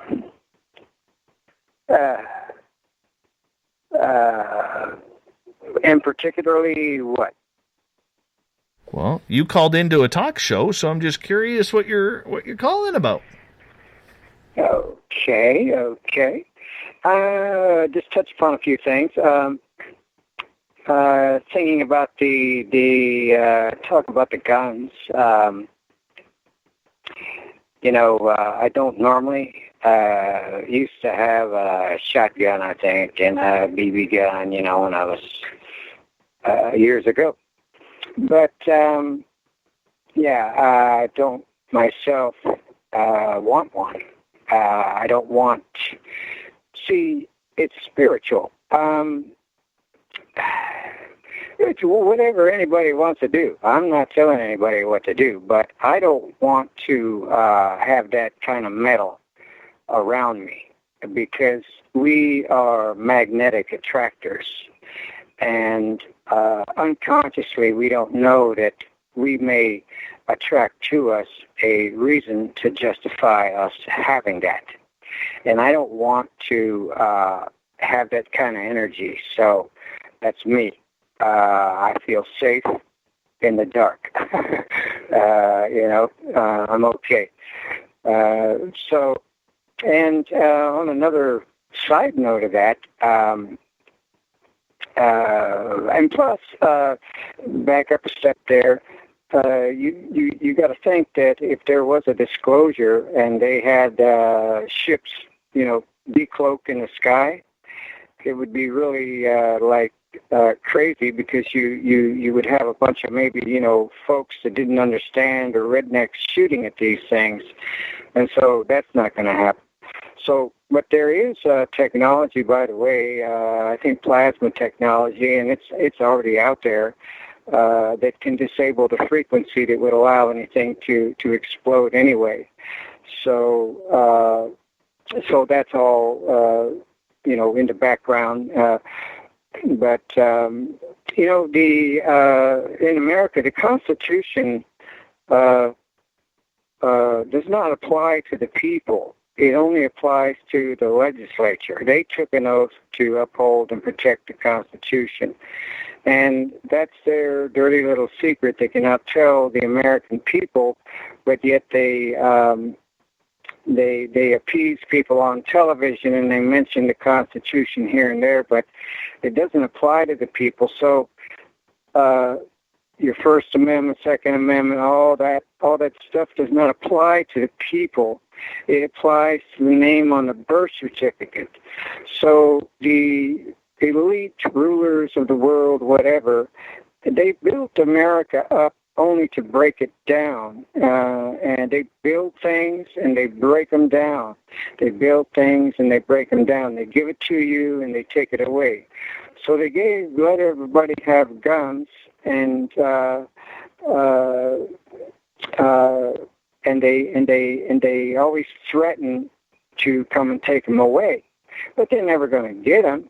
But this is what they do, and this is a ploy as a distraction in the news to keep the fear going, and everybody off balance with all this negativity. People getting killed in their vocabulary 1 million times all day long. Who got shot? Who just escaped from prison? All this negativity is keeping the energy down, so they can play with everybody. The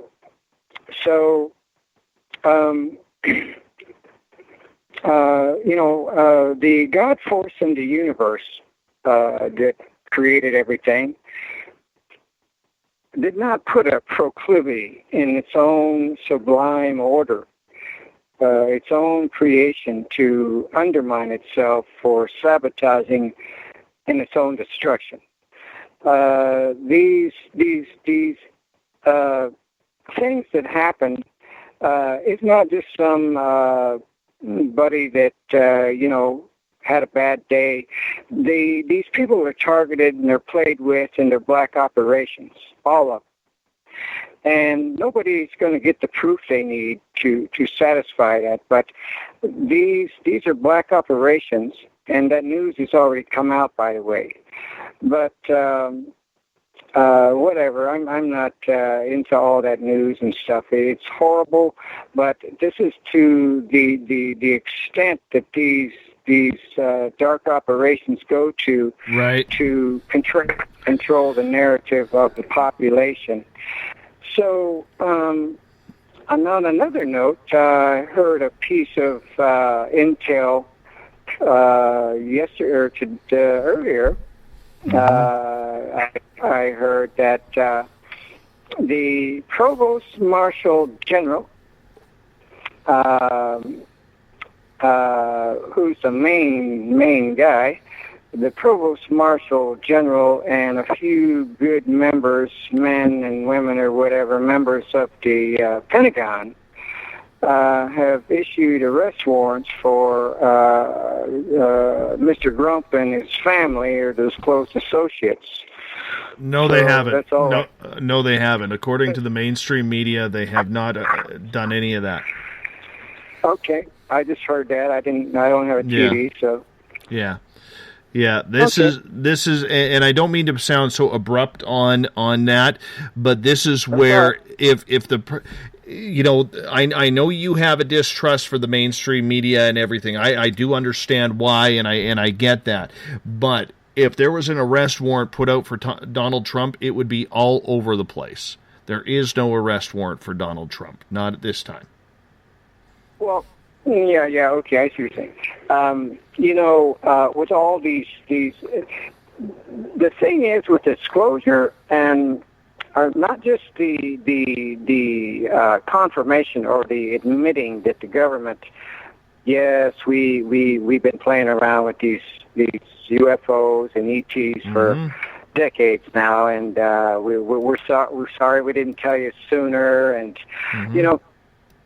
when you open that can of worms, yep, these guys know not only will they have to start answering questions about, well, what about this or what about that from all these people that want to know.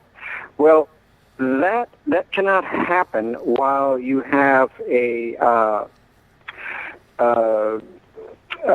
government that is siphoning money or all the people's credit that they would have to also answer to that. So there's not going to be, the way I see it, any disclosure like right now. It's opening the door with a good alliance, but up to a point where there needs to be a mass arrest, like about 500,000, I think, and they got it's a galactic operation, and they remove these peacefully. These guys take them to the Hague, and I understand there's like room underneath a big little hold-em all, and get them out of the way. So truth-telling. You won't be threatened with truth-telling about all the things that we want to know. Tommy, I gotta let you go. I gotta let you go there. I've got two other callers in. Quickly, before I let you go, I need 30 seconds or less, my friend. If you were to be abducted by aliens or Sasquatch, what would you prefer? Yeah, that's hard. Can I tell you next time? Well, it's quickly. Okay, you can do it. Bigfoot, I guess. Run. Okay. Run. All right. Gotta let you go, bud. All right. Take care. Okay. All right. We're moving on here to area code 347. And if you are calling on 484, you can call back here anytime. Area code 347. Who am I speaking with tonight? How you doing, my friend? Good. BTFNO. Look at this. Look at this. Make the man, the myth, and the legend, the dude who runs the really good Discord chat room where we're always invited at night to go hang out with him, which we do every now and again. How you doing, BTO? I'm doing all right. Hanging in there, staying balanced, and thank you. I appreciate that. Are you excited about pitchers and catchers reporting this weekend? Oh, absolutely. I'm a Mets fan, of course. I'm always a Mets fan. Everybody's got a flaw. I used to be a Yankee fan. But I appreciate and respect, the Yankees. So it's neither here nor there. I appreciate that. And, and I appreciate that you have an after show.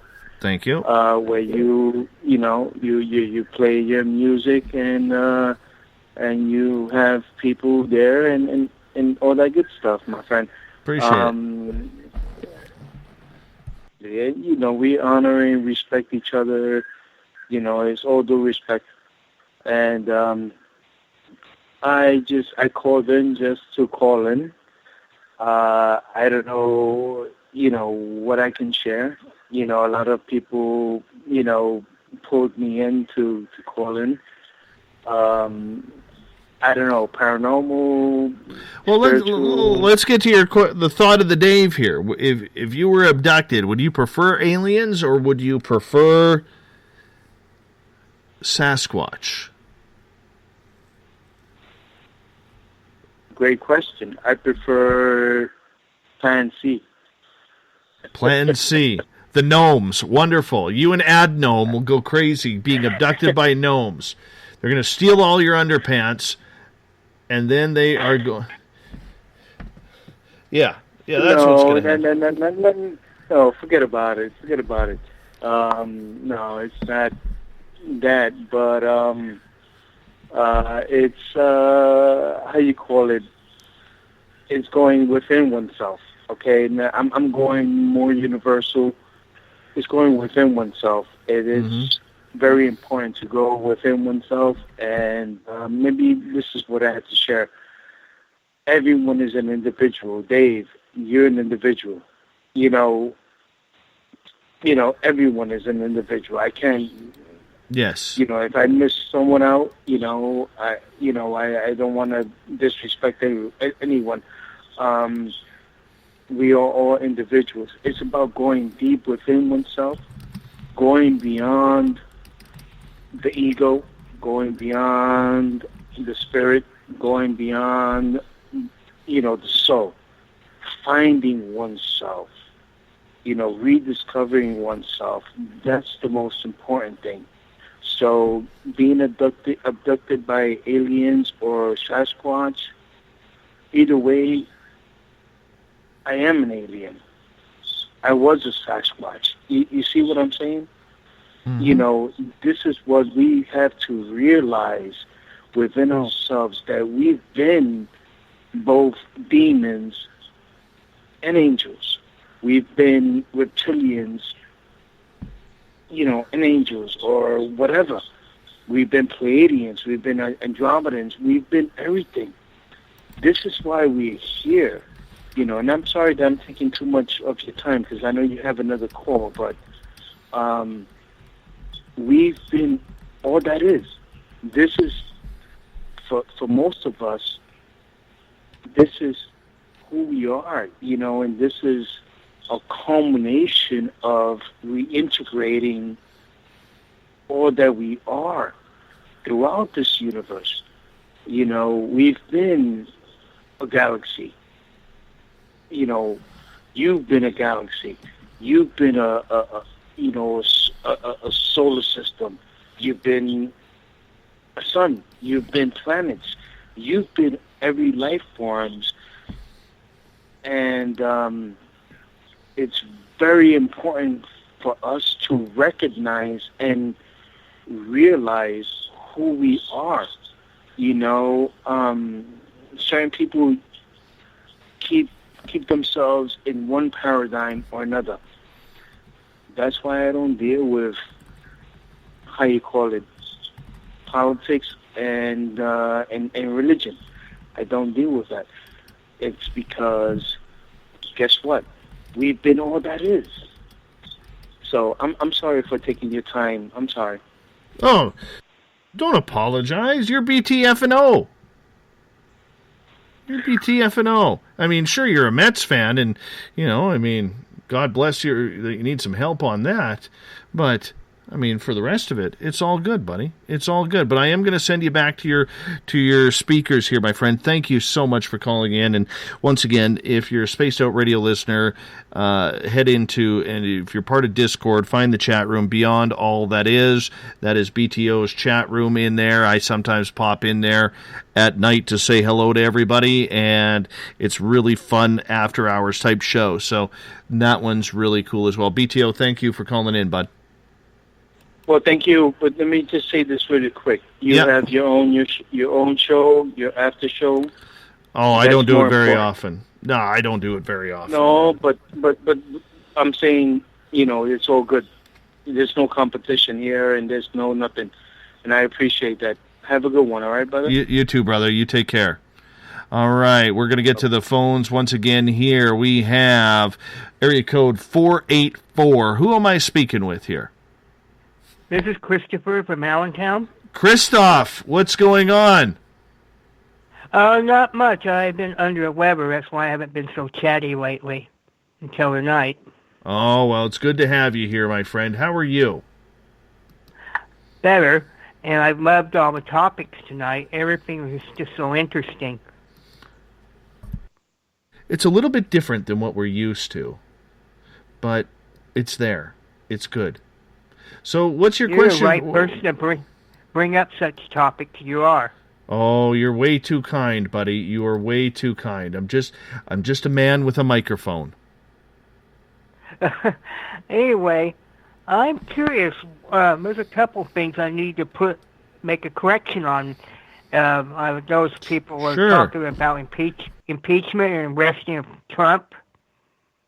You can't arrest a sitting president in the United States. There's United States versus Nixon spells out the limitations of what prosecutors can do. You can indict him, but you cannot arrest or prosecute a sitting president until after they're impeached.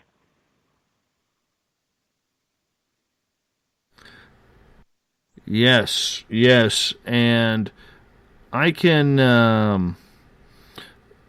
appreciate you bringing that up because I know there's a lot of heat towards him, whether or not he is, a good president, a bad president. I mean, the one thing that we do know is that the Democrats don't like him, the Republicans don't like him, so he must be doing something okay. Yeah, so I just sit back and let it fly, the fireworks. Yeah. And see, hold on 1 second. See, you Americans think you have it bad with Donald Trump. You totally think you have it bad with Donald Trump. Try Justin Trudeau. Where you become a laughingstock of the world for people kind, paying off terrorists, telling veterans we don't have enough money when you're paying off terrorists who fought against your soldiers. That's ridiculous. Yeah, it's ridiculous. I read about that. Trudeau wouldn't make it here at all. He's actually further left than Obama. Oh, it's terrible. It's terrible. And the fact that there are people out there who support him. I don't really like the conservative side either, and I would like to see some new blood go back into Parliament and be the new Prime Minister. I would like to see that. Mm-hmm. I can tell you this. I voted for Justin Trudeau because I thought we would be able to have some change happen. I voted for change. All right? And I am so highly disappointed that I put my vote towards him. It has been absolutely, a horrific situation, the way he's driving us into debt, the way he is driving the country into this political correctness that is really going too far. Okay, the way he is, supportive of everything that just seems to be non-Canadian. I don't apologize for my great-grandfather coming over from the Ukraine at 16 years old, abandoning his family, okay, and being placed on, hopping on a train in Halifax after they caught 2 boats. This is after his brother was killed by the Russians in the Bolshevik Revolution in 1918. So at 16 years old, he and his buddy jumped on a train. They left their families in the Ukraine knowing they would never see their families again. But they didn't want to go become Russians. They didn't want to become communists. So they made the trek. I forget the trek. It somehow got them to a boat, I think, in the Crimea or something along those lines that just happened to be heading west. And they landed in Halifax, Nova Scotia, where nobody there spoke Ukrainian. They then hopped on a train All right, they hopped on a train and they lived as hobos off that train, stopping just so they could trade farm work for food. Not even a bed. They slept in barns, right? And then they made their way to a small town called Vegreville, Alberta, which has a high Ukrainian population. And they were able to get a plot of land there. Each of them got a plot of land there that they started farming, because in Alberta, we didn't have the people in Canada. The Brits couldn't do it. The French didn't know how to do it. That's why there was a big increase in a Ukrainian population, because the Ukrainian people knew how to farm on cold, solid land, because the temperature in the Ukraine is much the similar as it is in the prairie provinces of Alberta and Saskatchewan and Manitoba. So that's how it came along. I'm not going to apologize for my grandfather then, or great-grandfather then, having 8 kids, and then my grandfather having 3 boys, and then me being a boy and me having a son. I apologize. I apologize that I am white. I apologize that I haven't gone through the racism bullshit, pardon my language, that is out there. Right? Yes, but I'm proud of you for speaking up and for your patriotism as well. Absolutely. Everybody should feel proud of where they live. Absolutely, everybody should feel proud of where they live. You know, but at some point, what am I apologizing for? Am I apologizing because I'm white? Because you know what? Like I said last night on the show, or the other night on the show, your blood, Chris, is the same color as mine. It's the same color as every black person. It's the same color as every Oriental person, East Indian person, African person. Your blood is the same color. Right? So why should I apologize for being who I am? I can't help it. I've never been brought up in that environment. I have my adopted aunt on my mom's sister is black. Right? So this runs very close to me. Never seen the whole color thing. Don't get it. Don't care to understand it, because no matter what, it's crap. Okay?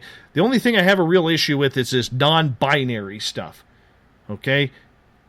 You're either a male or a female. One of the two. That's true. All right. That's very true. That's how I was raised. Okay, Chris, I'm going to have to let you go here because I have to go to break, but thank you so much for calling in, okay? By the way, I'd rather be abducted by an alien. Thank you. Thank you.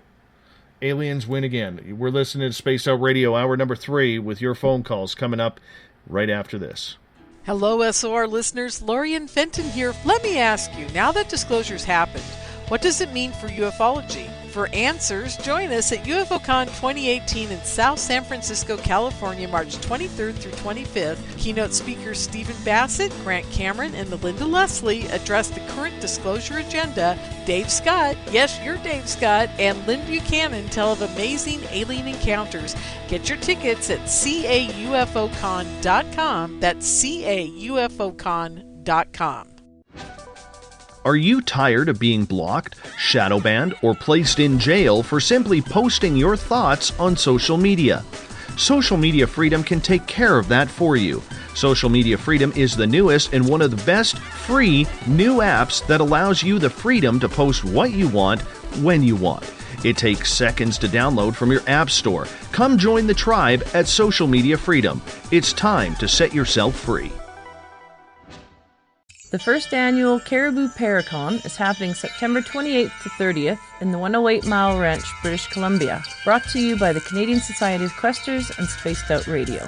Come listen to our featured speaker, Grant Cameron, along with Elizabeth Anglin, Paisley Town, Mike Moran, Eric Cooper, and more. It's a 3-day supernatural adventure at the Spruce Hills Resort and Spa. Tickets for the weekend are $150 Canadian. The Caribou Paracon, celebrating everything paranormal. A timepiece is a reflection of who you are, and what better way to show off the real you than with an Escape watch? Escape is a lifestyle brand accessorizing your days and nights. Choose to escape and create the life of discovery that you deserve. Dream, play, unite with your own personalized Escape watch. head to escapewatches.com. There is no time like the present to enjoy your escape. Use promo code SMF2017 for your 20% discount today. Looking for a place to advertise at a very reasonable cost?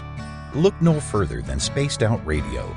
SpacedOutRadio.com has an advertising tab that you can click to check out our daily, weekly, and monthly packages to play on the radio, or our website including social media. From commercial spots to banners, we have it all. Check out our competitive pricing today.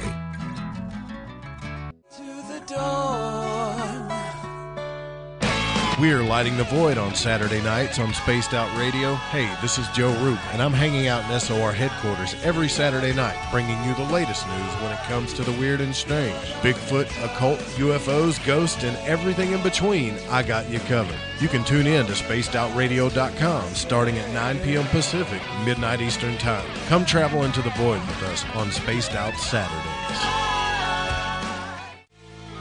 Not ready for bed on Saturday night? Right after Spaced Out Saturdays, hop on over to S4 with Corey Ruiz and me, Eric Cooper from Forest Moon Paranormal. With S4, there are no limits to what we try and uncover. From government conspiracies to helping clean up the paranormal, no topic is safe on S4. We get to the heart of the matter, of the subjects you want to learn more about. So tune in on S4 starting at midnight Pacific, 3 a.m. Eastern, only on SpacedOutRadio.com. Visit purpleplates.com today. For over 40 years, the Purple Energy Plates have been delivering amazing results for their many customers.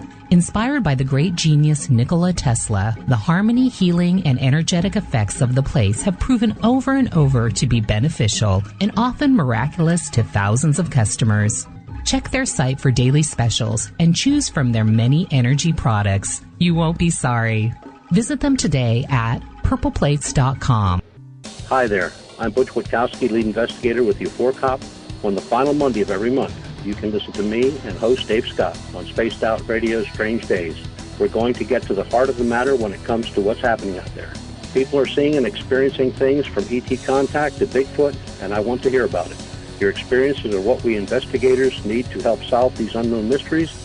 So tune in at spacedoutradio.com to the final Monday of every month from Butch Witkowski's Strange Days. This is Eric Markham, news editor for the Spaced Out Radio's The Encounter Online. We have put together a great team of writers and journalists from all over the world to bring you top-quality paranormal stories, from alien encounters to the latest conspiracies. You won't find any of that fake news here. True stories and top-notch reporting as we look to bring these experiences to the mainstream. The Encounter Online, only at spacedoutradio.com. Do you want to know the truth? Do UFOs exist? Are aliens real? Are the governments hiding the biggest secret in history? We're UFO seekers, and we're on a hunt for the truth. Subscribe to our YouTube channel and follow along with us as we journey across the United States, visiting UFO hotspots and alien hotspots, trying to document the UFO phenomenon. Catch us on Spaced Out Radio every third Monday of the month as we discuss Area 51, UFOs, and more. And also, don't forget to subscribe to us on YouTube. You hear footsteps in the empty room above you. A rocking chair begins rocking by itself. Don't be afraid of the things that go bump in the night. Reach for Spirit Storybox, the iPhone app the Huffington Post UK called the only ghost hunting app you will ever need. Spirit Storybox. The spirits are telling their stories. It's Cosmic Sundays with me, Elizabeth Anglin, in Cosmic Passport. Let me take you down a 3-hour spiritual journey where we will get into everything from ET contact to Psychic Sundays. It's a journey of listening and learning together with some of the best professionals in their fields. You can tune in to Cosmic Passport at spacedoutradio.com every Sunday starting at 9 p.m. Pacific, midnight Eastern.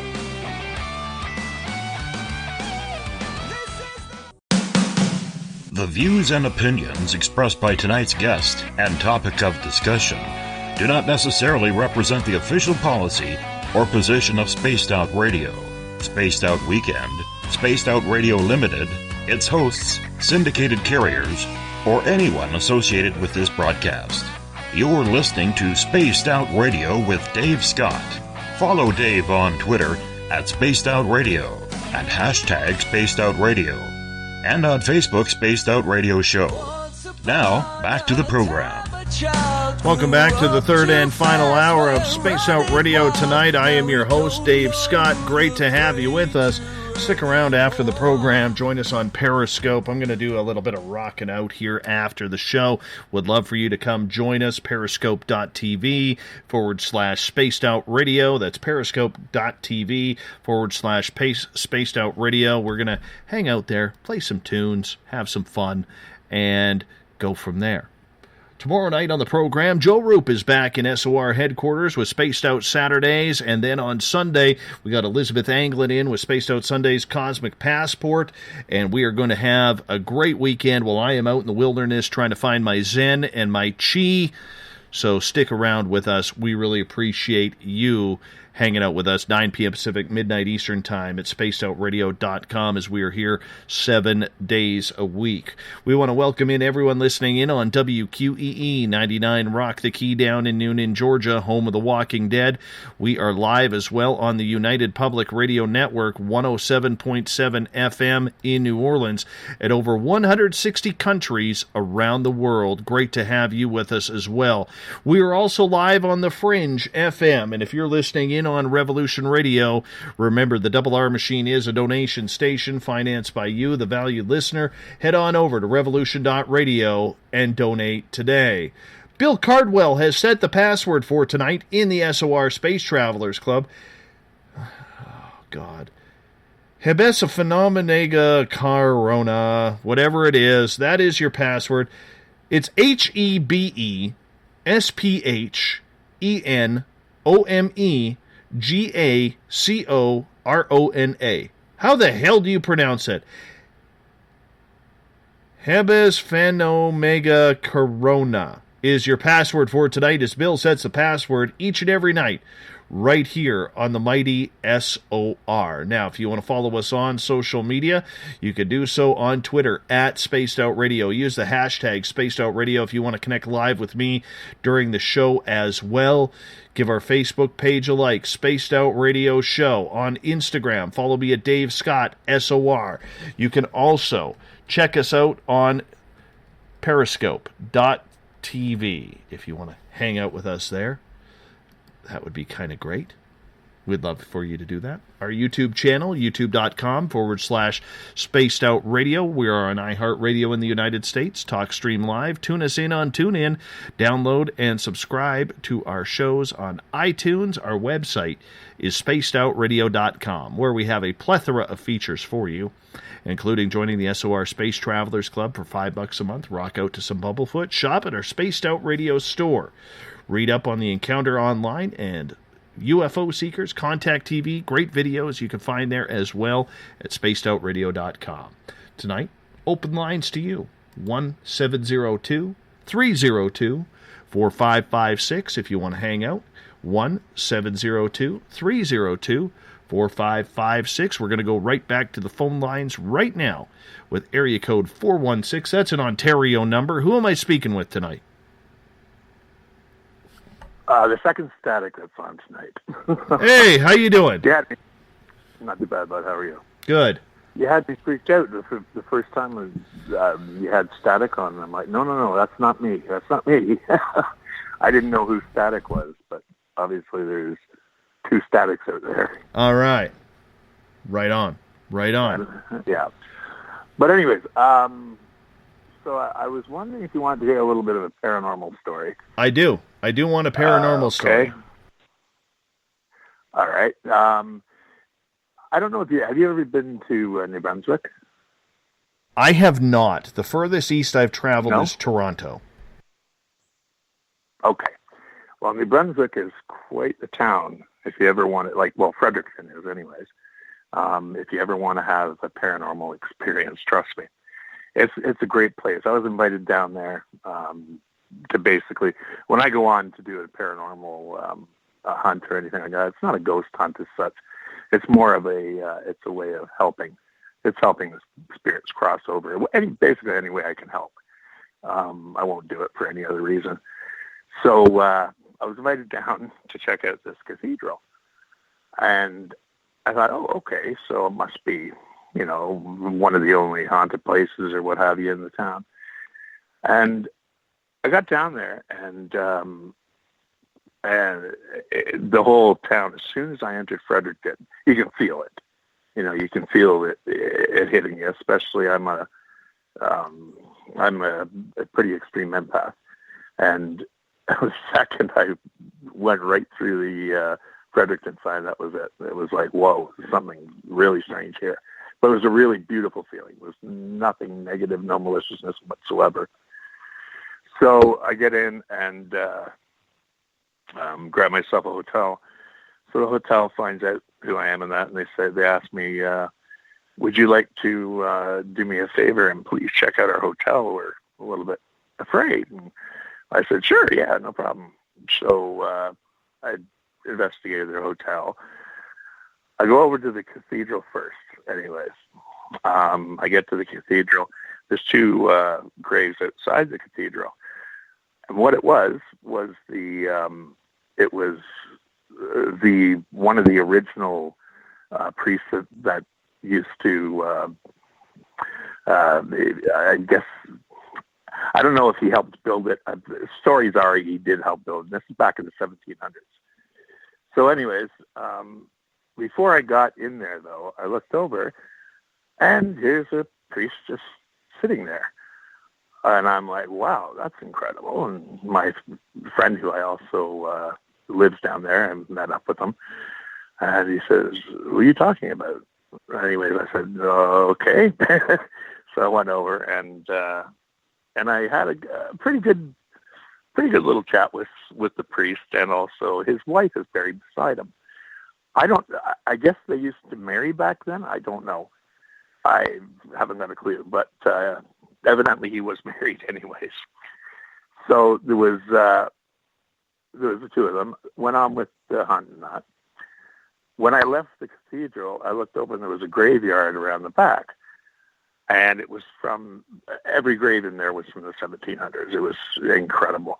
Never seen anything like it. Walked in there, equipment started going off like crazy.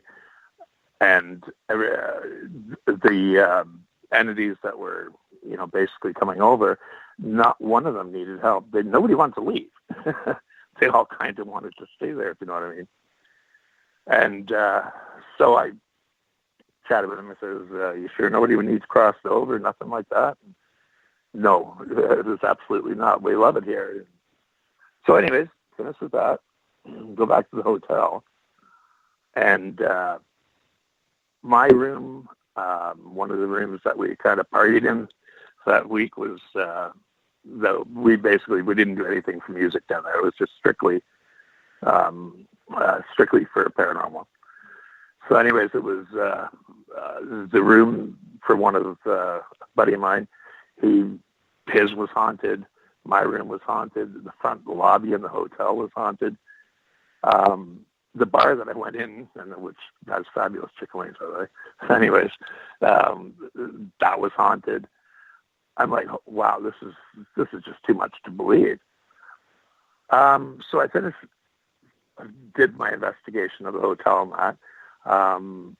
There was two people that I helped cross over. One of them, it was almost like it was like I was talking face to face to you, let's say, or something, Dave. And it was that clear, that close.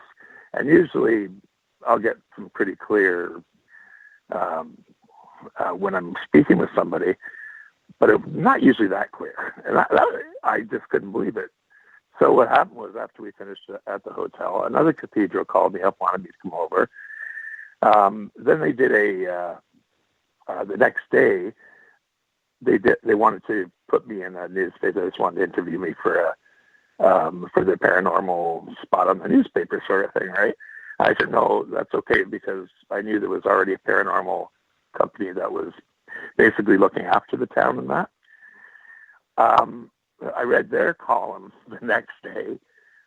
It says, Fredericton actually is one of the most well-known places for paranormal activity in Canada. And I had no idea that it was the most haunted town. So anyways, what happened was after that, I finished off, we were just getting ready to go home and that. I got the strangest urge that I've got to go to Nova Scotia from here. That's why I was excited when you were talking with, I don't know who you were talking with, but I got on late a bit. It was somebody from Nova Scotia anyways. And your first guest, I believe it was. And I'm going down there again in 2 months, and there's a place I'm going. It's called Peggy's Cove. Now, I don't know if anybody, probably quite a few of you will actually remember there was a plane crash just off of outside Peggy's Cove, and that's where basically the whole town got involved. And do you remember anything like that, Dave? I do remember that. I'm thinking Flight 111 or something like that. You're right. No, not 111. That wasn't 111. But yeah, you're close anyway. Yes. But, anyways, I got the strangest feeling. I've got to get to Nova Scotia. I had no idea why, but I have to go. So I figured, okay, well, I won't be able to head down there this year. I had some things going on, so I had to hurry back, right? So I finished up now. I'm going down there in a couple of months again, and I'm going direct, do not pass go to Peggy's Cove. And I do believe that it's to deal with the plane crash victims and whatnot. I believe there's, I think, I don't know for certain. You can't know until I get there. But I do believe there's probably quite a few that do need some crossing over and some help in that. But that's from Nova Scotia all the way to Fredericton, like that sensation. Between the space-time continuum and that, there's not much. Like you can basically get a feeling from China from here, you know what I mean? And so that doesn't really matter, but it's the first time I've ever had it. First that distance. So I'm looking forward to that. It's going to be great. That sounds like a lot of fun, man. That sounds like a lot of fun. Yeah, it can be. It can be a little scary. I've had some pretty narrow escapes too before. I was telling you, I kind of had one last week actually, but yeah, as long as you know how to protect yourself, and as long as you have a good understanding and a good belief in you and your faith, if you have a faith, if you don't have a faith, that if you're still figuring it out, what have you, as long as you can understand yourself and really keep a good grasp on yourself, you're fine. Mm-hmm. You know, there's no problem. But if you can't, believe me, there's very, very serious repercussions can happen. That's what I was saying last night. I was like, I guess everything turned out wonderful. But I was saying, you got your protection stuff with you and that when I left you an email there. Always. But it's so vital. I mean, it's so vital. I agree with you. Yeah. But anyways, I just thought I'd share that with you. No problem. Hey, a question for you. Would you sooner be abducted by aliens or Sasquatch? Oh, Sasquatch for sure. Yeah? And the only reason being is because I'm dying to see Sasquatch. And you have, haven't you? I've seen two. Have you really? Yeah. No kidding. Yeah, they are really? A massive, massive creature. Massive creature. Beautiful creature. I would love to. I would love. Noise they make. I never heard the. Well, I heard the roar, not the same time, but a few days after that, I heard the roar. The roar was absolutely bone chilling. Absolutely bone chilling. It was. It is. Yeah, it's scary and eerie. Scary and eerie. I can't figure out what would the frequency on that must be like. It must be incredible, anyways. But that's awesome. Like to actually have witnessed Sasquatch, that would be a dream come true for me. Well, you just let them You let them, do their thing. I don't believe in following them or tracking them or trying to hunt them down or anything like that. You just kind of just let them go and do their thing. And it's such a brief period where you'll actually see the creature. That so when you saw it, it didn't scare you, or no, it didn't? No, not at all. I just froze and took it all in because I just felt like that's what we needed to do, and I just wanted to take that moment and suck it up, and I wanted to just make sure that I got it all that I possibly could out of it, so that way I could describe what I was seeing for myself. You know what I'm saying? Yeah. It was all about. It was all. I do know exactly what you're saying. Yeah, it was all about me taking it in. At no time did I think that I needed to take out my camera or take a picture or anything along those lines. That just wasn't what it was about. No, exactly. And the only reason, like, I've got tons of video pictures and everything else, and the only reason I have that, I'll be honest, it's just basically for proof for somebody, if there's somebody that doesn't believe me that does need help. If I say anybody doesn't believe me otherwise, well, I don't really care that much about that. But to enter something into Sasquatch's world like that, like with a camera or a firearm, anything, as far as I'm concerned, that's just it's disrespectful, it's despicable, it's not very nice. No, I hear you. But, all right, brother. Thank you so much for calling on in, and we'll talk to you soon. Problem. All right. Get to Gail's question here in the Periscope chat room. She is asking, did the aliens you saw have pants on? No, they did not. They had full, let's see, when I was abducted, and there were the 3 grays there, the little dudes, they had full body suits on. They were like a black but silver at the same time, kind of like a mixture. Somebody just got to know the car color on that. That's what they needed to be. So no. I don't know what Carl was wearing. I don't know. Rachel says, marry, sleep with, or kill Tom DeLonge, Justin Trudeau, and a female gnome. Yeah, I'm not going there. Neither of the 3. How about a good shaking? Much like, just grab them by the scruff of the neck and shake them all. No. They weren't really silver suits. They were like a black with a shimmy of silver on them. That's kind of suits they were. So, call in if you want. We got about 25 minutes before we're going to go to the thought of the day, and that is your question of the day. Would you sooner be abducted by aliens or Sasquatch? I need to know this. I need to know this.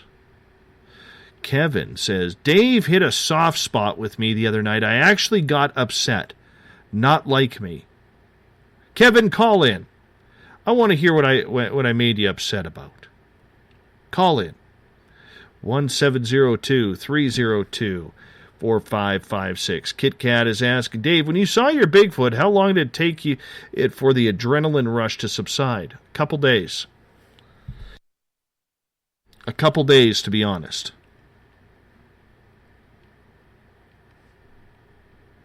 I was very pumped up. The problem is when you have an experience, and you guys have heard me say this before, but I'll reiterate it. When you have an experience that is so real, it's daytime or evening time when you are wide awake and you know what's happening, you want it again so bad. You just want that experience to happen so bad. Again. And it doesn't happen. Let's see. Les is asking, I have a better question for you, Dave. This is at hashtag Spaced Out Radio on Twitter. Did you have pants on? Loaded question. What time, Les? What time? Let's see. With the 3 alien dudes, I think I had my boxers on. Yes, I did. With Carl, I had pants on. With the next time I was taken, where I hit the one, I had boxer shorts on. The last time, when Mrs. SOR and I went together, I had clothes on. Woke up, I didn't have clothes on. Not in my bed, but wherever they took me. Naked there. Wasn't a pretty sight. But that's how that went.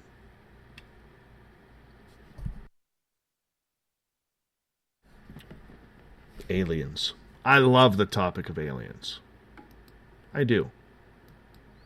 There's something about the conversation that just keeps going and going.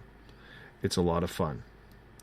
It's a lot of fun that I really believe that we have to continue to talk about. Joe is asking, Dave, Justin Trudeau and Tom DeLonge were burning in a building and you could only rush in to save one. What kind of sandwich do you make? I don't make a sandwich. I go straight to Taco Bell. Actually, I have no Taco Bell here. I feel shame for saying that now. Now I want it. I go straight to Tim Hortons and grab myself a donut and an ice cap to make that decision. That's what it comes down to. And me being Canadian, I'd probably try and say both. Yvonne is asking, did they do tests on you or just talk, Dave? Let's see. The first time I woke up on the table, I was being implanted in the back of my head.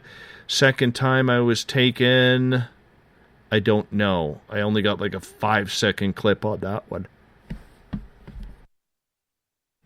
Third time I was taken, oh, I screamed at that guy. I screamed at him. He went toddling away. Little bastard. Never really had a conversation. Still waiting for Carl to come back. Hey, Christopher, you say there's a Tim Hortons in your town. Make sure you get an ice cap. Make sure you get an ice cap.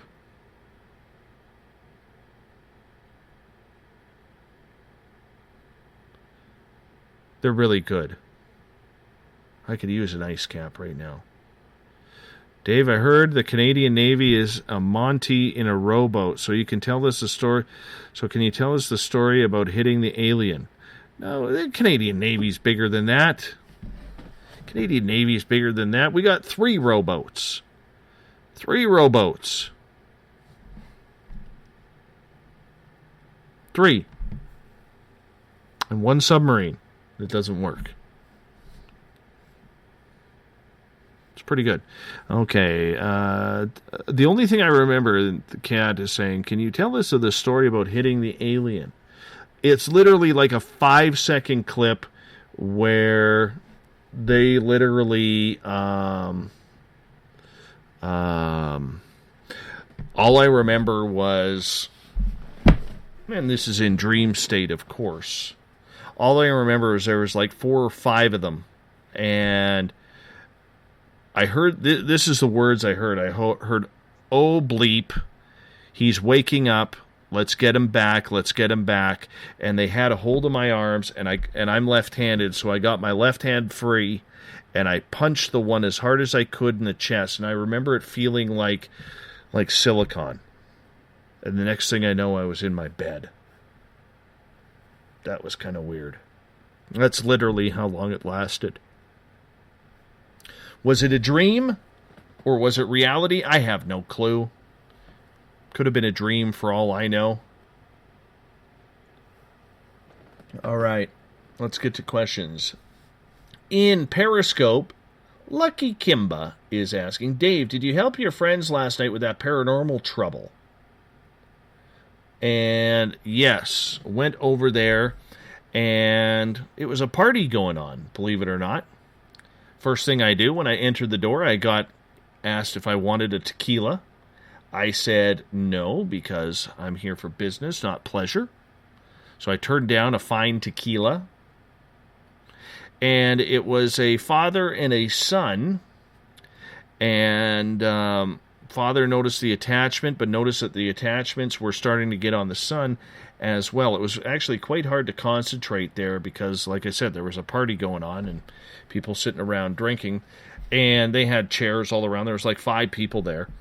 And literally, the one empty seat that was there, the ghost was sitting in it.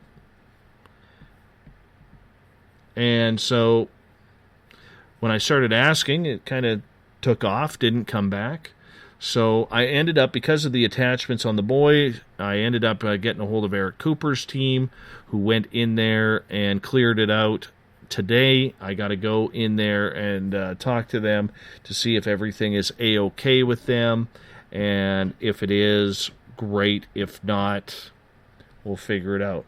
My team here has our first official paranormal investigation tomorrow night at a house that is the yard and the house are haunted. They're not very happy about the spirits in there, more so. They just want to make sure that, because there's things that are going missing, like cutlery and drinking glasses. It's always cutlery and drinking glasses. If you have a haunted house or lived in a haunted house, you'll know what I mean by that. Don't know why. For some reason, ghosts have an affliction for screwing with their cutlery and drinking glasses, namely teaspoons.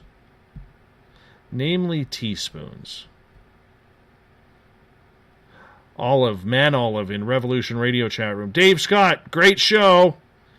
Don't agree with you on the gun issue, yet great show. Well, we'll agree to disagree. I'm okay with that. We'll agree to disagree. Let's see. Snarkette says, Dave, I read in an article that the mounted police now ride moose. Is that true?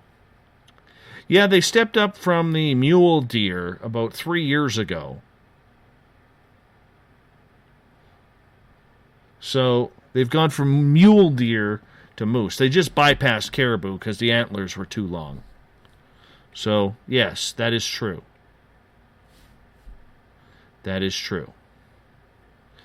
Don asked, did the ghost have tequila? They never offered the ghost a drink. And by the time I asked if there was anything regarding that, they had already drank all the alcohol in the place. Oh, Joe says, if I had known Dave was going to take calls tonight, I wouldn't have drank so much and maybe called in. I would like that too. Let's go to a phone call here, as we got one coming in right now from area code 623. Who am I speaking with tonight? It's Richie G from AZ. Hey, little Ricky G. What is going on there, UFO guy? Not much, man. I caught the show a little late, and I wanted to ask you something. I saw Sure. it was open lines, and I don't know if you talked about it, man, but well, thanks for taking the call, by the way. Great hearing you again. That's all right. You've got the inside line. So, you know. True. I do. Did you hear about the guy who supposedly teleported the skier from New York to Sacramento? Did you talk about that yet? You know what? I have not talked about that. I found that article the other day. And let me break this down for our audience. So, what happened was this Canadian guy was down with a group skiing in New York. So they're from Toronto, the Toronto area. He's a fire chief in his community. And here they are skiing away, and he goes, it's always the one last run. You ever notice that, Rich? It's always the one last run. And what happens is this guy doesn't come off the mountain. So they send in search teams looking all over the mountain, this ski mountain. He didn't go off trail or anything. Like, this was just the ski mountain. Within a couple of days, 100 members of the fire, 100 members from the fire departments up in Toronto and surrounding areas all went to that mountain to conduct a search. Nothing. 6 days later, with no ID, no passport, still in his ski gear, this guy ends up in California. And they are trying to figure out, the police are trying to figure out how this guy got to California, because no one saw him leave the mountain. And yes, the easy thing to say is, well, he hopped in a car and he went. He had no money. He didn't have his wallet, didn't have his passport, so he couldn't fly. What do you fill me in on the rest? I haven't had an update on that yet, Rich. Well, then the next day, the Homeland Security got involved. Now, Homeland Security getting involved with the missing persons is really strange, but I guess maybe because he jumped the border, I don't know. But they came out with this story that the guy said, he confessed that he doesn't remember much. He said he bumped his head, was wandering in the road. A guy in a big rig in the truck picked him up, took him all the way to California, Sacramento, where the guy with no money, no wallet, no ID bought a new iPhone, okay, and then called his wife and told him where he was. And he doesn't remember. That's the Homeland telling us what he said, happened. But I think the story just went from the guy teleported, was here 1 minute, but 5 days he was missing. 5 days. And he was still wearing the same clothes? I don't know. Did he eat? Did he sleep? Where was he? They don't fill in those gaps. So that's why I wanted to ask you, too. I mean, but now it seems like the story's come to a dead end, so we have to wait and see what happens next. I'm just pulling it up on Google here to see if there is an update. And let's see here. I'm going to the Canadian news side here, not the American side here. They are saying 6 days after vanishing, he was found at a California airport 6 days after vanishing with some sort of head trauma. And, yeah, I mean, they can't figure out how he got there. But Homeland involved with missing persons? That's odd. It's very strange. Yeah, it is. Well, there was a story about a guy who died. I think this was in Brazil. It was last year. I did this story about it, and they couldn't find his body in the hospital after he died. Well, a couple of maybe 6-7 days goes by. They found him in the ceiling. His body was in the ceiling. Like, they had to remove. He couldn't have just crawled there. He was dead, but the body started decomposing, and they found that's where he was. How did he get up there? I mean, there's no way anybody could have pulled him up in the I call it like an attic, but he was in between wires and beams and everything. It was very strange. I don't know. I think because the Earth has a very big magnetic pull with, flying through space and time and all that. I think there are portals where you just jump ship for a minute and wind up somewhere else. It's happened. Seems like every couple of years. And then there are these cars that are levitating at intersections while they're driving down the road. There's a new video of one of those. I don't know where it is, but it's very strange. I think that's in China. According to reports here, he did have a credit card, but no formal identification. Let me see here. He also was saying that he had just under $1,000 in cash on him when he was found. He does not remember the vehicle or the driver that took him on the last leg of his journey. He phoned his wife and called her by her nickname, which she quickly realized was him, and that's how she was able to, or they kept him on the phone, until they called 911 and police showed up. I mean, this is just a weird story. I mean, this is almost as weird as a few years ago. I'm not sure if many of you will remember this, where a Canadian lady went missing and they had video of her in the hotel. And she is found dead in one of the boilers. Right. On the roof. They showed her in the elevator. Yes, they showed a video. Her out. name was Elisa Lam. Okay. She was a student at the University of British Columbia in Vancouver. She was staying at the Cecil Hotel in downtown Los Angeles, February 19th, 2013. So, geez, we're, like 3 days away from the anniversary of that. And literally, apparently she started acting strange. She's rode the elevator to the top floor. The elevator camera showed that there was nobody there whatsoever in the elevator with her. She got out, and the next thing they know, she is locked, or they find her body like 2 weeks later or something like this in one of the water tanks atop the hotel, and there was only a certain amount of keys for that lock, and nobody ever went up there, ever. There was just no need for people to go up there. But she drowned. That's how she died. There was no... her body was found laying face up in the water, and there is no understanding of how she was able to get in there. They had to cut her out of the tank, exactly like Don said. They had to cut her out of the tank because they couldn't get her out. So, I mean, the weird part about it is nobody knows how she got in there. And the only video of her in the elevator, there's no one with her. And there was no reason for her to travel to that upper floor. Yeah, and Joe brings up a good point, too. And this is true, the only reason why that they found her body was people noticed that the water started smelling. Mm. It's weird.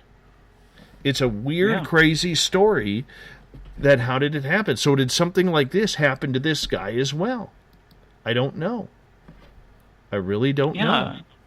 Skiing on the mountain and then winding up 2,900 miles away, it's like, Travis Walton. He went missing for 5 days, wound up in the same area, basically, but he was lucky. But to travel across a whole country and not have any memory of it and still wearing the same clothes, and it's like he was just picked up and then brought back and dropped off. But then why wouldn't the trucker... See, if that story was real, that part of it anyway, from Homeland... See, I think they're covering it up. I don't know. You know what I mean? I don't know. I don't know. It's very strange, man. Very, very strange, that entire case. This one is a weird one as well. I'm pretty sure David Politis will file a bunch of FOIAs on it, and this is just a weird story, man. I mean, because this guy doesn't have any issues with mental illness. He doesn't know what went on. I mean, he needs a really good clinical hypnotherapist to take him back to try and figure that out. That's for sure. Yeah, it makes you wonder, is there an actual X-Files team that our government has, or the U.S. government, or maybe the Canadian government has now? Is there not MUFON, but... I don't know. I really don't know. It's like an X-Files case. You know? Yeah. It's totally an X-Files case. I don't think so, but I mean, you'd think that you'd think that one of these departments did. And no, they've never solved the case to Elisa Lam. It's still a mystery right now. They can't figure out how she got in there. I'm telling you, I mean, there's some weird stuff that's happening. Like, if this guy bumped his head and then came off the mountain, why didn't any of the search crews find him? Why didn't anybody who was driving those roads see him?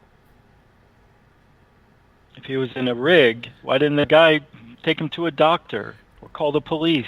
Exactly. Wire for help. It's really strange. Exactly. If you see somebody who is, walking off a mountain in a ski suit with ski boots on, not even runners, or snow boots, but ski boots. If you've ever tried walking in ski boots, they're difficult. They're not meant for walking. And you see this guy walking for miles. Yeah, still has all his ski clothes on.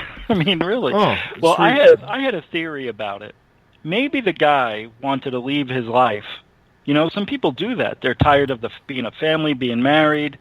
Maybe he just wanted out and then had a change of heart. That's another part of it. Maybe he's not telling us everything and he wanted to leave, wanted to wander off. Maybe he had a plan, money set aside, because he did leave all of his ID behind, took cash. That is true. That is true. Well, he had one credit card, so. Right, and I think he had, maybe he felt guilty. Man, I can't, you know, and he wandered around, maybe had a drink or two, slept in a hotel. You know, maybe he was thinking of ways, you know, how can I fix this now that I'm gone? People are looking for me. So. Could be it could be that easy. It could be that easy. Doesn't it make sense? Usually what makes sense is what is the truth, right? I hear you there.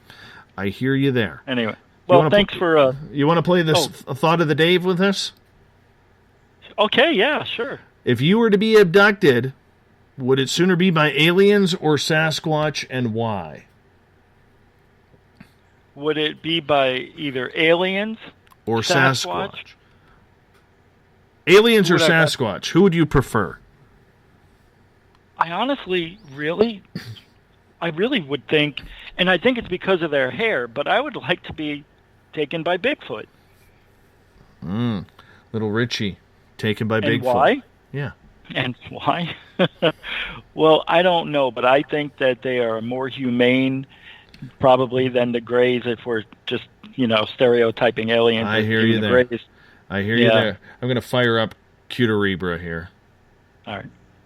You hold on. Come on. There we go.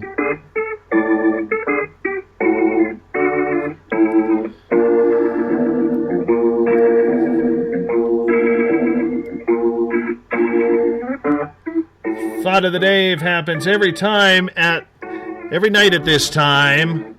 We get to your responses. Who would you sooner be abducted by, Sasquatch or aliens? Let's read some of the responses. Rich, you can have a laugh with me on this. There's some good ones. Okay. Sandra says, aliens bring you back to your bed, but Sasquatch keeps you in their caves. One for aliens. Now, my buddy Kirk, he says a really good piece here. He goes, aliens. I'm allergic to animal dander, and I fear the Sasquatch would cause congestion in my lungs. I really thought that through. That's two for aliens. Lucille said neither. That doesn't count, so we're going right by. Let's see what Captain Shirk had to say. She goes, aliens, because they are interested in all of me, and Sasquatch just wants me for my body. So, of course, I have to respond, well, Captain, if it's been a while, then maybe you should cut Sasquatch some slack. Right? All right, I got an angry granny for that one.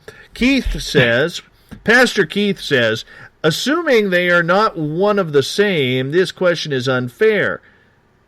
Everything I want to say, preachers don't make jokes like that. I tried to suck them in, tried to bait them in, but no.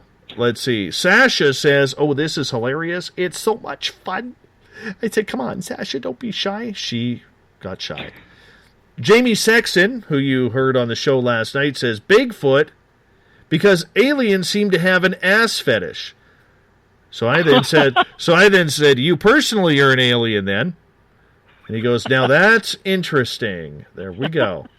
Kevin says, I've been told Sasquatch have a very pungent odor, so I will defer to Zeta or reptilian abduction. I hear reptilians are very sexual. I would not mind hooking up with a sexy female like Lacerta. Okay. Good point. Brandy says, Sasquatch is more cuddly. Yes. Mm-hmm. Coraline, from the east coast of eastern side of British Columbia, says, aliens! Their ships are more than likely heated and you wouldn't have to shovel snow. Again today, more snow is falling. Sheesh. Mandy says, both frequent my hood here in the rural Ozarks. So which one are you choosing, Mandy?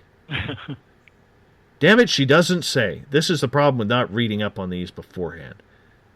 Let's see. Harolyn says, who I want to take me and my dog home to another planet? Yeah, aliens. She's siding with aliens. Bonnie says, after traveling with them astrally, neither. Brent, Well, I used to want to be abducted by aliens, but I went on an astral battle with them and changed my mind to that idea. So now I would say Bigfoot can abduct me. Yes. Lynn is going for Sasquatch. No, she's not. She goes, neither. Sasquatch usually eats you. Aliens experiment on you. No win situation. I'll take a ghost anytime. Well, she's just a negative Nancy right now. Negative yeah. Nancy. Rebecca, aliens. Chris says Bigfoot. Oh, Rebecca, this is funny. Rebecca, getting back to her, she goes, aliens, because aliens won't try to feed you a dead rabbit. They just probe you. I said, I'm biting my tongue right now. All right. Michael says, neither is a good choice. That's like asking, would you like to be rather run over by a car or a truck? Craig says, at any point in this hypothetical abduction, anal probes enter the equation. I gotta go with the skinny-fingered gray alien. Okay. Yes. Lana says Sasquatch. Anna says aliens. Let's see. Yvonne says Sasquatch. She would be willing to communicate if possible, but not be abducted. Let's see what Kevin's beard has to say, because you never know if it's Kevin or Kevin's beard rolling in on this. Love to go off planet, but if I had to choose, I'd say Bigfoot. Learn a thing or two about nature, camera distorting, and hiding.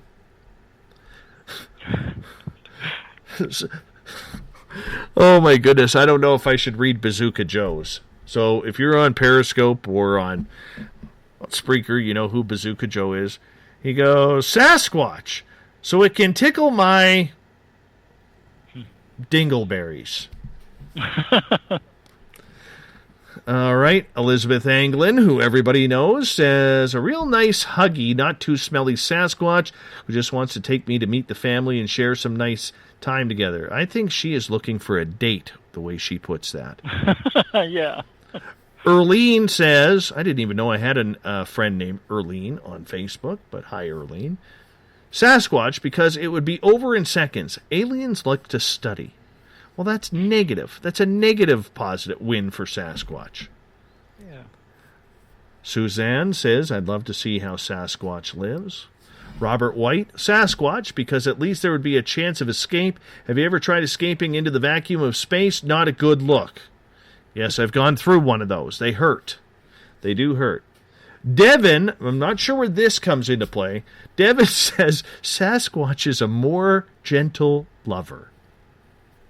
Right. That's how I would imagine it. Yeah. Alexandria says, what's the difference? I said, one's hairy and one is smooth. Sharon says she's been a contactee her entire life. She would go with them when they leave, but she wants some of her questions answered. Charles says ETs because of the cool technology. No probing, though. Tessa stating aliens because they are more advanced in their techniques and cause less physical and psychological damage than Bigfoot. Cooper says Bigfoot, we deal with aliens all the time. Adnome, well, what do you think he said? Aliens, because I have driven almost everything on Earth and flew a few airplanes, so time to fly a spaceship. Now, Brian, you know, there's always got to be the liberal party pooper here. This is Brian. Says, why be abducted by anyone? Be invited instead, or invite yourself. No, it's an abduction question, damn it. You know? Can't change it.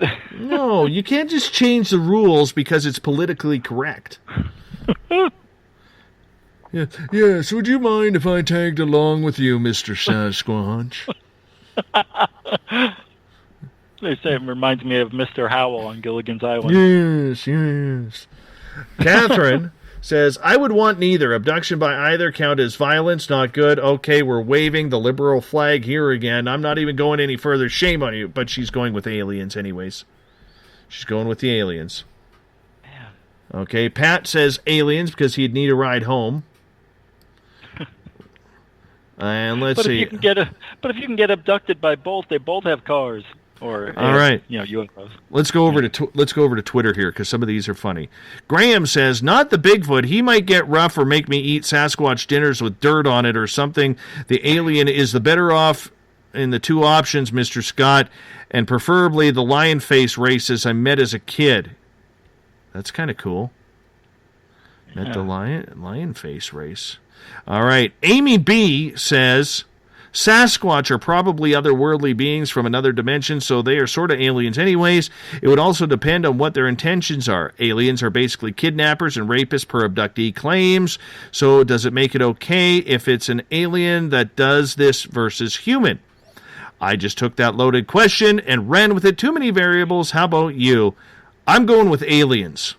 Aliens. Because I owe that little bastard the last time. I owe him. And I'm going back to get him. And you know what? She goes, maybe pass a hookah around and let's get philosophical about this. I am game. Amy, I am game. You know what's interesting about this? It's like a social experiment. You really see what people think about Sasquatch compared to a smooth gray alien. Yes. Sasquatch is, hairy and dander and stinky, and he'd be gentle, but the aliens would probe you and have cool technology, and they'd be mean here and there. It's very strange. Well, I mean, we just don't know, though. We just don't know. It's interesting. Yeah, but I like hearing, it's really strange how people think. I know. Just by visualizing what it would be like, It's amazing. Well, Goddess Michelle on Twitter says, it depends on the duration of the abduction.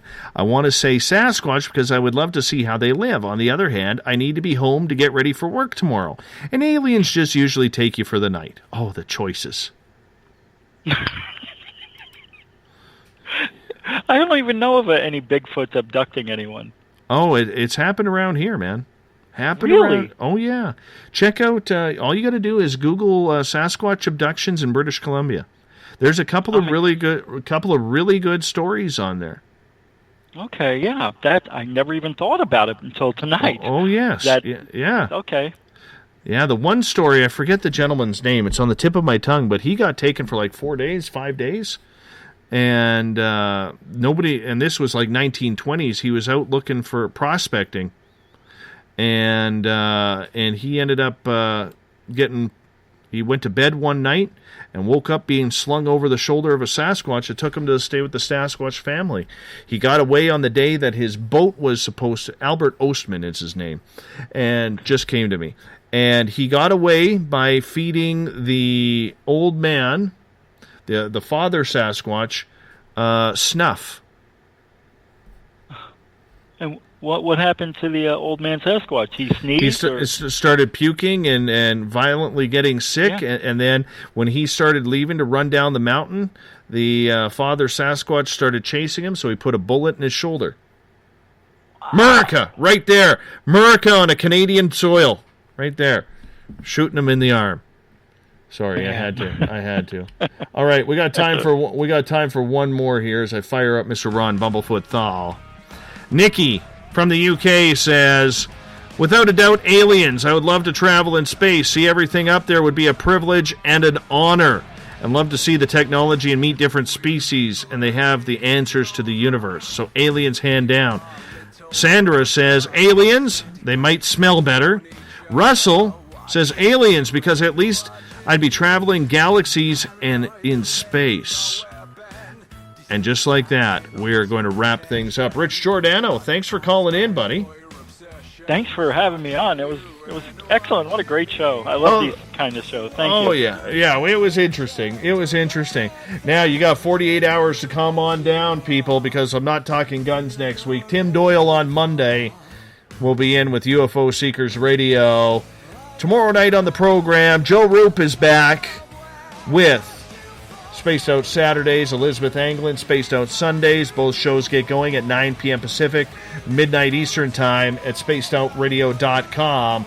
We also want to invite all of you over to periscope.tv/Spaced Out Radio right now. Periscope.tv/Spaced Out Radio. We're going to play some tunes. I'll answer your questions. We'll have a lot of fun. Let's go rock out for a little bit. I want to see all of you over there. Even you, Rich Giordano. All right. I want to say a big thank you to all of our listeners, those everyone on Periscope.tv who is watching us live on the channel, everybody who is listening in at home on Revolution Radio, on Wolf Spirit Radio, in their cars, at work. I want to say a big thank you to everybody on Twitter at #SpacedOutRadio for a wonderful week. Everybody in the Spreaker chat room, you guys were amazing this week. And of course, can never forget the veterans in the SOR Space Travelers Club on Facebook. Thank you so much for having a lot of fun with me this week. I can't wait to be back on Monday. I'm looking forward to it. I will try and hang out with you guys this weekend. It might be tough, but we're going to have a good weekend. And I want you to have a great weekend too. On that note, my friends, thank you for showing up. Thank you for being a part of this, because together, my friends, we own the night. Mr. Bumblefoot, we need a favor. We need you to take us home. Good night.